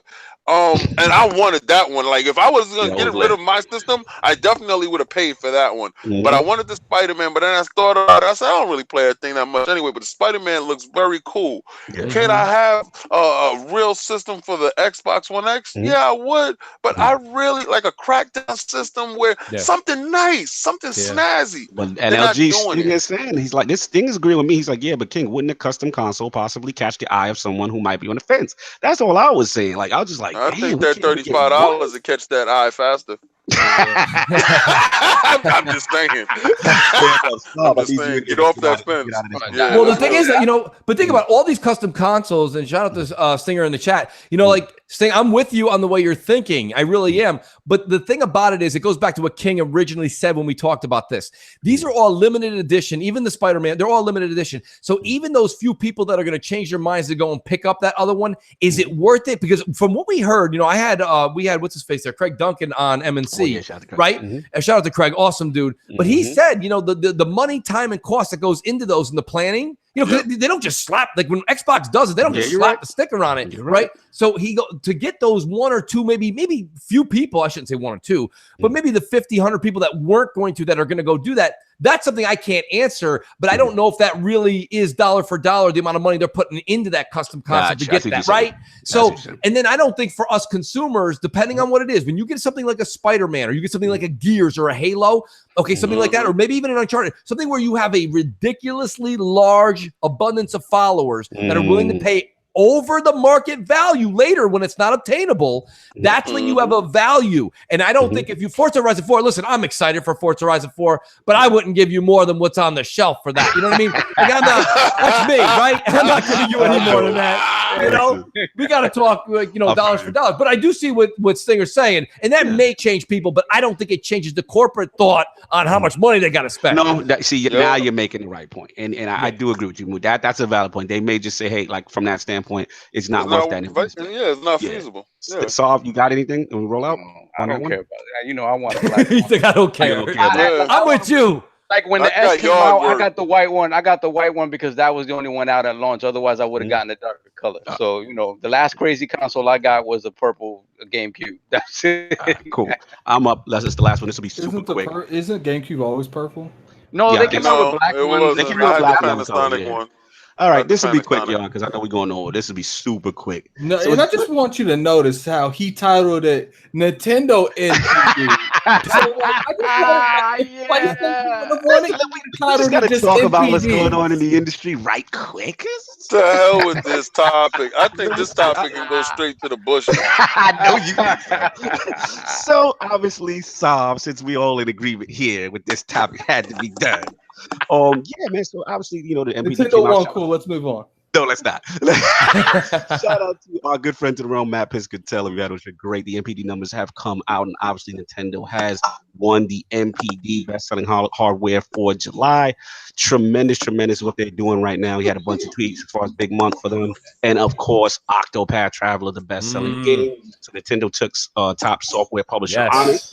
And as far as like accessories have grown up, revenue from even Xbox has grown up. They even had the I believe it was the white controller was like one of the top selling accessories, which I thought was very interesting. Yeah, man. So it's just a good time for the industry. You know what I'm saying? And, just seeing the NPD numbers with the top 10 stuff is pretty interesting. Obviously, Octopath at 1, GTA 5, holy ish. Like, wow, right? Like, GTA 5 is crazy. And then I just thought that also looking at the list as far as the top 10, we had like at least 5 Switch games in there. You got Octopath, you got Mario Kart, you got Zelda at 5, Super Mario at 7, and you got 10 is Mario Aces. So I know, Mooch, you talked about this actually on Crossfire. I did listen. It's a great segment you guys had on that. And you made some funny points that I've got to get into. But I want to start with Lord Addict here because me and him have had some fierce debates about the Nintendo Switch, and I just wanted to ask him one question. Obviously, the Octopath Traveler question, because I know we all know that NPD does not count digital sales. So, to Lord Addict, do you at least think this is impressive that Octopath Traveler, Switch game, where only the physical sales were counted, won the month? Look, man, this is what's going on. People are buying. Okay, people. These dudes is out here. You just actually sat there and that was a snake move. Like I gotta yell out fraud on you because you sat there, you laid it out very disgustingly for him, and you knew he had to eat and swallow that pill. Addict, do your thing, do that. Okay, let's stop. Look, do that. I'm just curious. Nintendo not having I'm just curious if this let's be real here. Nintendo not having third parties, it's actually starting to help them out because when people pick up that Switch every month, they're like, yo, these 5 games are the only things worth playing. Tell them, I ain't got no choice but to eat the mashed potatoes because that's the only thing they got. Get out of here. I get it. I get it. King, my brother. Spaghetti and meatballs again. This is how a GameStop thing goes. Yeah, man, I'm going to get the Switch, man. I really like the Division 2. Oh, about that. What about Destiny 2? About that. What about Red Dead? About that. What about Call of Duty? About that. Well, damn, what do they have? We got that Zelda, though. So Lord Addict, for the record, this is not impressive. This is nothing. This is they have five of the positions that was on top. Like, Zelda was out the beginning of last year. Like, it's impressive. Zelda's still selling out games that just came out. It's impressive. Mario Kart's still selling out games that just came out. It's impressive. Here's the thing, Addict, that you got to kind of bring up before I lose this thought. King said something earlier in the show where he goes, if you're not first, you're just you're a loser, right? You're your first loser. My point being though is here's something that's kind of it's hard to even put this into words, but we were saying this on Crossfire. The Switch is the must-own second console. Yes. Now let me explain this to you. You're probably going, what are you talking about? That means you've got Xbox fans and PlayStation fans alike. Both sides. So you've got the 80 million camp and the 40 million camp arguing over that whole thing. They won't buy the other one, but they'll buy. You got 120 million people buying the Switch. So my whole thing is this, right? You've got both of them that'll buy the Switch. It's everybody's go-to second. So you either hear PlayStation guys go, I'm a PS4 and Switch owner, or you hear Xbox guys, I'm Xbox and Switch, but the Switch is always in the conversation. And now with time, that's why I think you're seeing all of their titles, all their software, because as people keep going and keep buying this Switch, those games, listen to all of it. And listen, you guys always have a guest on. You always ask all your guests, what's the games you guys have growing up? People are throwing Zelda at you left and right. Yeah, that's the number one by far. So whether you played Breath of the Wild, whether you loved it or you hated it, whether you played 15 minutes or 15 hours, my point is that you bought it. Right. And that's the thing. Nintendo's got that nostalgia that they've wrapped us all up in. They put a new sticker. And listen, I'm a sucker too. I love some of those games, right? But the Nintendo Switch, and let me tell you something. The Wii U got a bad rap, but I bought the Wii U day one too. Okay, Yeah, so I bought the Switch day one. The only reason the Wii U was bad is because Nintendo stopped caring about the Wii U. Well, you know what it was? They kind of went to the party and they were like, "Oh shit, somebody already brought the dip." You know what I mean? They had. They're like, I gotta go back. So they were coming back to the party, but they had to go back and get the shit they needed, Oh my God. So they were like, because the Wii U had a tablet that couldn't leave the couch. We just said we were doing that with the Game Gear in 1993. So the whole point of the matter is they had to go back to the drawing board and they spit out a new console really quick. And they did a good job with it. They did a hell of a job. I like what the Switch is. The Switch is not going nowhere. So when I see Nintendo wins NPD, we're still on that Wii U hangover. Right. Once you get over that Wii U hangover. I got it. And this is the point of contention me and Addict had back then is I don't think enough credit is given to the fact that Switch digital sales are not counted. That's right. that's why I feel the Yeah, Octopath. stop banging that point, man. Every other person. You're not a nice winner. You're not a nice winner. Like, you don't win nice. You're a dirty winner. Like, you want to sit there and rub somebody's nose in your win. You the dirty winner. Get out of here. When it comes to the Switch topic, I'm tired of this. You won. We banging me. Good. Get out of here. Do you think that's impressive? That's all I said. On it, okay? Nobody buys stuff digital. It's not like that. I still stand wholly behind that. Stand on the fact that it's not impressive that they're winning on just physical sales. Yo, why are you pounding this man to death like this? Yo, listen. Okay, listen. You guys won. He wants me to bend the knees and I digital stuff. Yeah, listen. Y'all won. He wants you to say mate. He wants you to say mate. He just want him to concede so bad. They're doing this. And they also doing it with one hand tied behind their back. All right, enough. Make sure y'all know that. That's all I listen. You know, when I saw the NPDs come out, I'm not in the corporate boardroom, but I hate when y'all NPDs come out and y'all winning. You know why? I want y'all in on a little secret, because I gotta hear this crap about you know they're doing it with one hand tied behind their back. If they start counting those digital sales, you're dead. Like, they start counting sales, it might go up. Switch game Billy Rock. That's me right now. I'm Billy rocking. Let me Billy rock today. That's all. Get out of here. Throw it in the bush. That ain't happening. Right, I'll leave it alone. The last point, and this is really funny. Miyamoto's in the news, and this is the very last thing, which I thought was. And shout out to Saul for bringing this to me. Did he step down?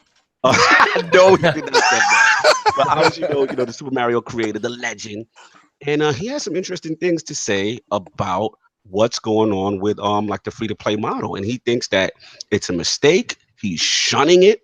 You know what I'm saying? He's saying people are nickel and diming the gamers. And instead of that, charging that upfront one-time fee, publishers are increasingly giving games away and selling them at discounted prices. And he's kind of saying that, like, that whole behavior is something like he is completely against. He feels that it stunts creativity in game making and promotes his, quote, got this from Bloomberg, gambling-like behavior.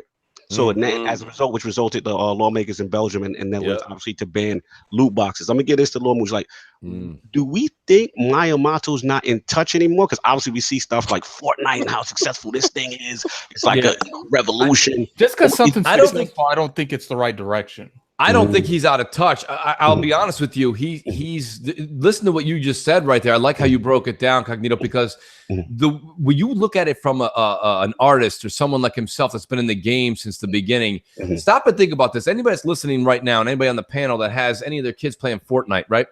Like every 2 hours, it could be 2 or 3, every 2 or 3 hours, the skins change and you can buy them.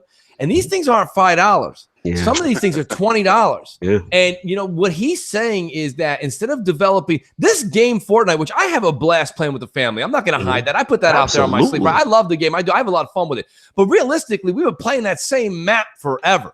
So instead of getting creative, these dudes are just coming out with like like shark costumes and like we're going to give you shark costumes and we're going to put a meteor and just slightly change the map. Right, and that's what Miyamoto's talking about. He's saying instead of these guys being creative, they're more worried about getting these like these costumes switched out to make cash. Now, don't get me wrong, it's a business, but what I'm saying is when you have this many people and you're making this kind of money, that's $1 billion franchise at this point. You should have a team dedicated to making. They should have a team dedicated to make the game better and somebody making the skins. Like right now, and this is where he's going with. If every game, right, and now there's this rumor that Battlefield 5, is going to have the Ring of Fire coming out. This Ring of Fire, which is a battle royale mode, that's going to be free to play, and they're going to do the same thing.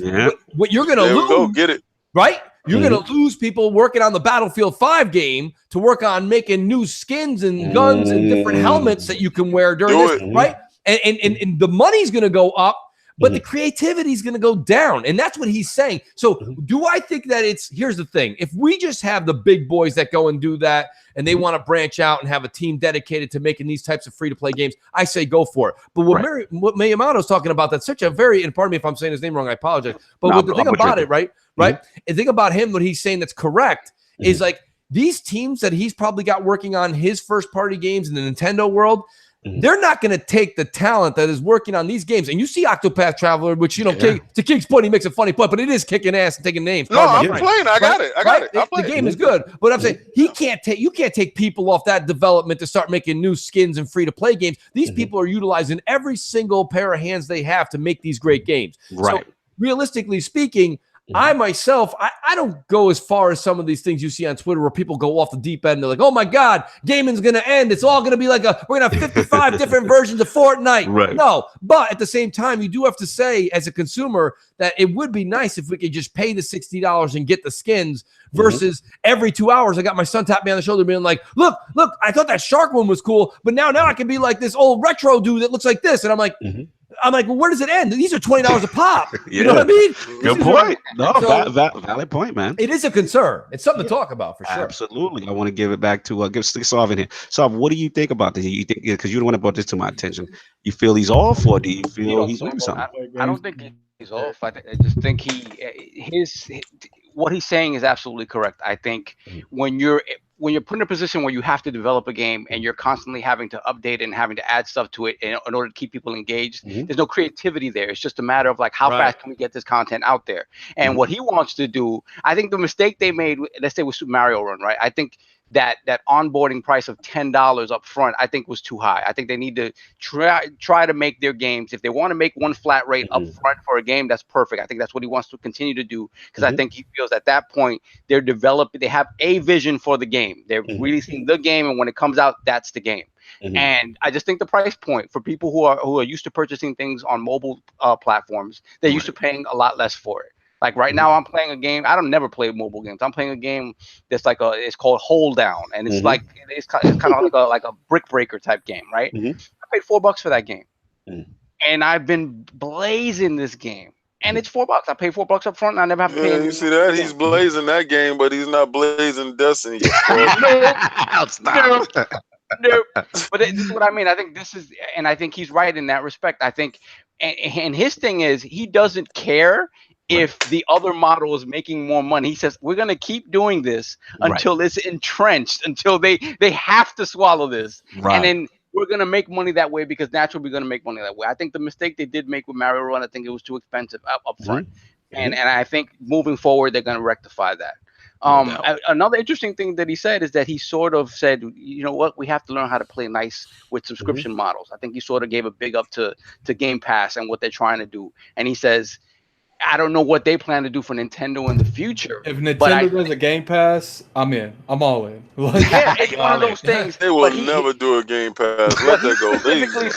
These dudes will keep dropping out those. This is the same dude. And listen, I'm going to say this in a very nice manner to this man, because he is the godfather of this industry, and as far as creativity goes, if he's out of touch, he is completely out of touch, because he's working for the same company that will throw out minis every other month and try to dominate NPDs off of the minis. So I want you to stop with your fraud in Miyamoto, because you're frauding right now. Just because somebody's model is successful and your game is not as successful, you're looking over and you saying, man, I wish I would have charged for those hats and Mario. Now, King, don't say that. He's getting these tails with one hand tied behind his back. Yeah, exactly. They're not counting them digitals. They're not counting them digital. Listen, I'm tired of these dudes looking at something else as being successful. Yes, I don't care. Put Battle Royale and everything. You don't have to play it. It's just up to you. That's right. But well, you know what's put funny? Mario Battle Royale. Maybe the game was still better, because I don't see the game. How's Zelda busting you upside the head? Listen, I ain't finished Mario yet. Listen, work on your creativity, because you was off this one. This one was off. We got to finish this up. Mooch, Attic, and let's get out of here. I want to bring up that, it's easy to say something when you don't have the hot title that he could do. If he had like something that he could have done that was like this kind of a style. That what, like King said, what if there was like a all of Nintendo, like how they got a Smash, what if they did a battle royale with all Smash characters? Never happened. I would be lit. But I think what it is, yeah, we'll buy like it. if your company's 100% against this, Fortnite wouldn't be on the Switch. So it's okay to be. It's okay to not be fraud. It's okay to be against it when you don't have it, but it's okay to invite the best friend across the pond to the what's what I'm looking for. You're gonna invite him to the cookout because he got all the hot dogs. Like that's right. You bring the chicken wing guy over, but you go to complain about people eating chicken wings. Get out of here, man. But the main stuff he was talking about wasn't so much for the Switch and for like the home console. What he was talking about mostly was the mobile market, right? Right.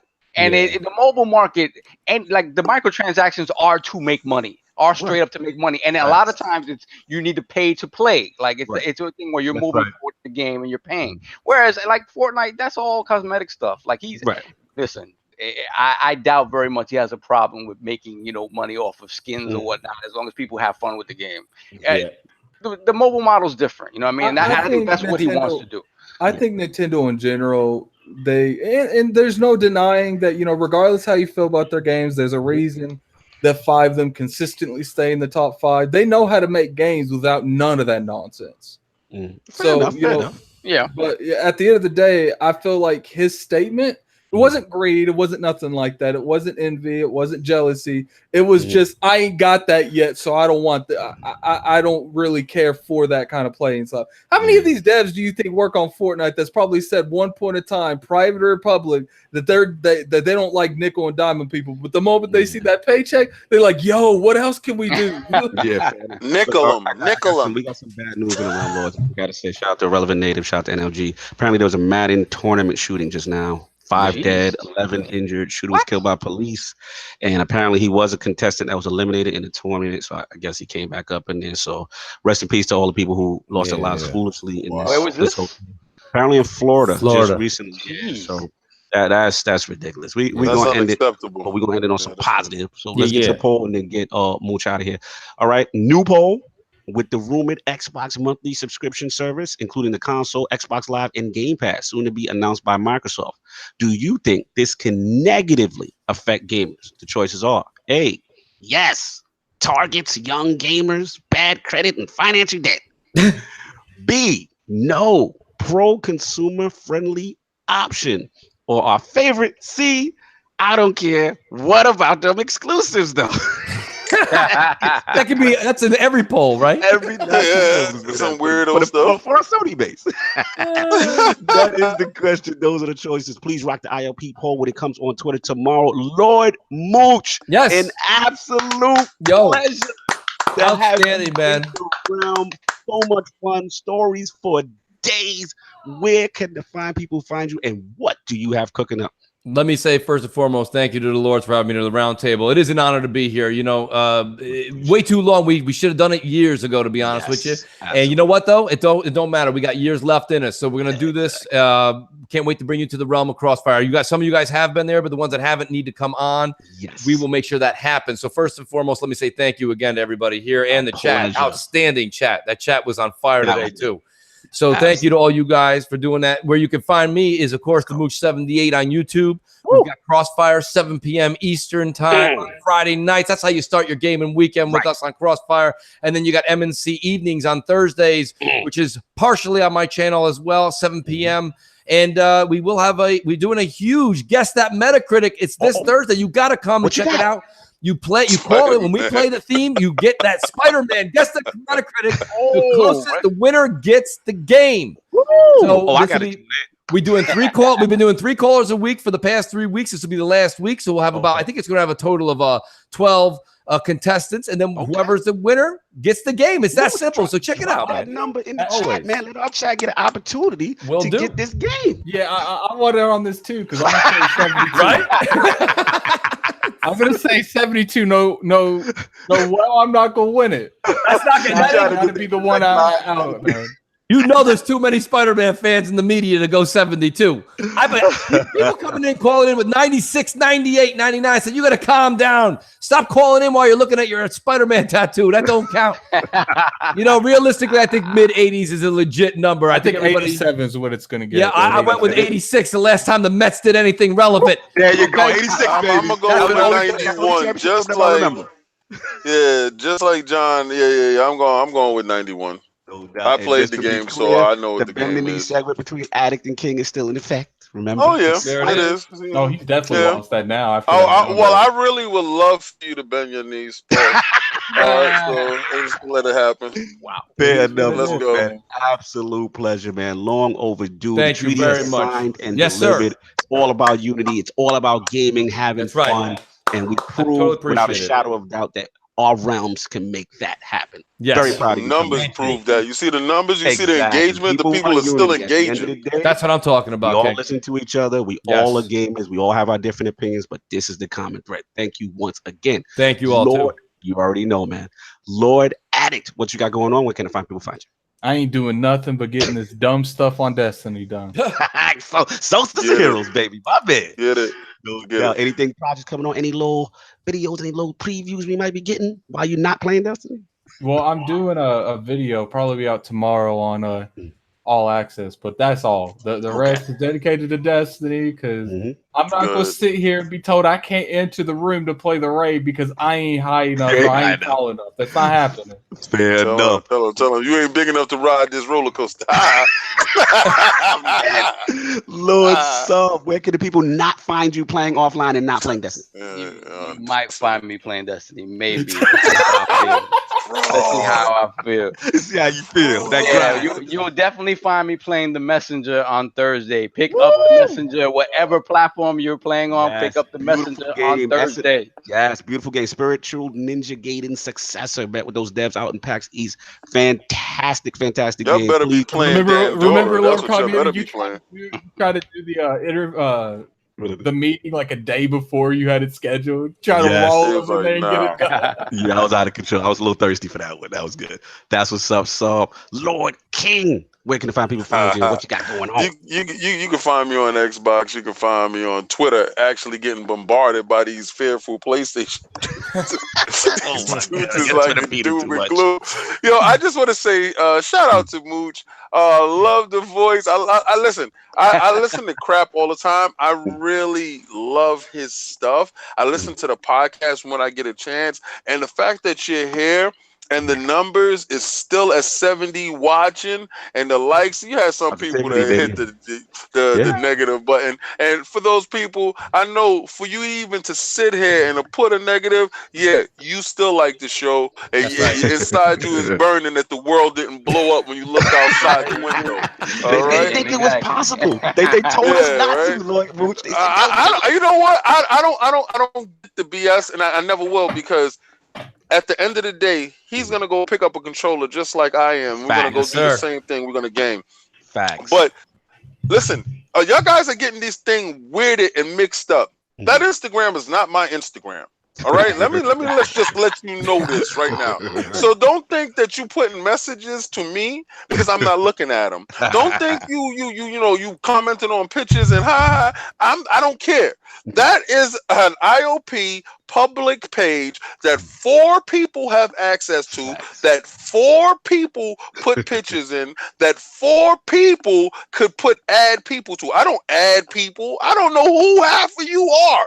So let's get to that part right there. So I don't want to get it misconstrued that you guys think it's King's page. It is not my page. It is the King's page. All right. The same thing if y'all understood about the Facebook. Now, if you want to individually interact with any one of us, we all have Twitter. If you go to the ILP Twitter page, we are all there, and you can click on us and talk to us. But if you think you're doing it in Instagram, talking to me, I don't hear you. All right, so just leave me alone there and look at the pictures. That's what Instagram is for. No doubt. Shout out to our Instagram. Go ahead and follow that. Follow us on Instagram after that. Yeah, go follow us there, but don't try to interact with me there. I'm not there. Follow us on it. No doubt, man. Lord, absolute pleasure, man. Yeah, man. We got so much cooking up, a lot of stuff, some more special things, hopefully in the work for September. I don't want to blow the lid off that. Again, thank you so much. Hit the like and subscribe to the Inner Circle Network, all the media outlets. Tick was last night. Multiverse is up again. Double XP, the whole gang.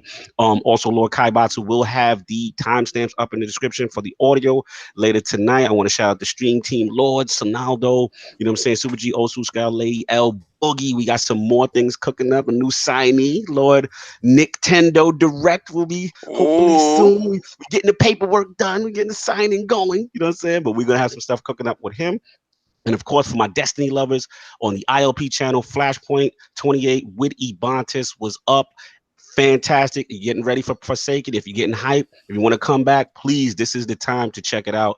And of course, thank you to all the patrons. We really appreciate it. We're trying to continue to bring good content. I know we went long, Lord. Shout out to Jonathan B. Said this was the longest intro of ILP ever. You are hilarious. But we got to get out of here. Everyone enjoy their Sunday. Anybody got anything else? You good? Lords are good? All right, let's get out of here, man. Thank you, everybody. Thank you, Mooch. All right.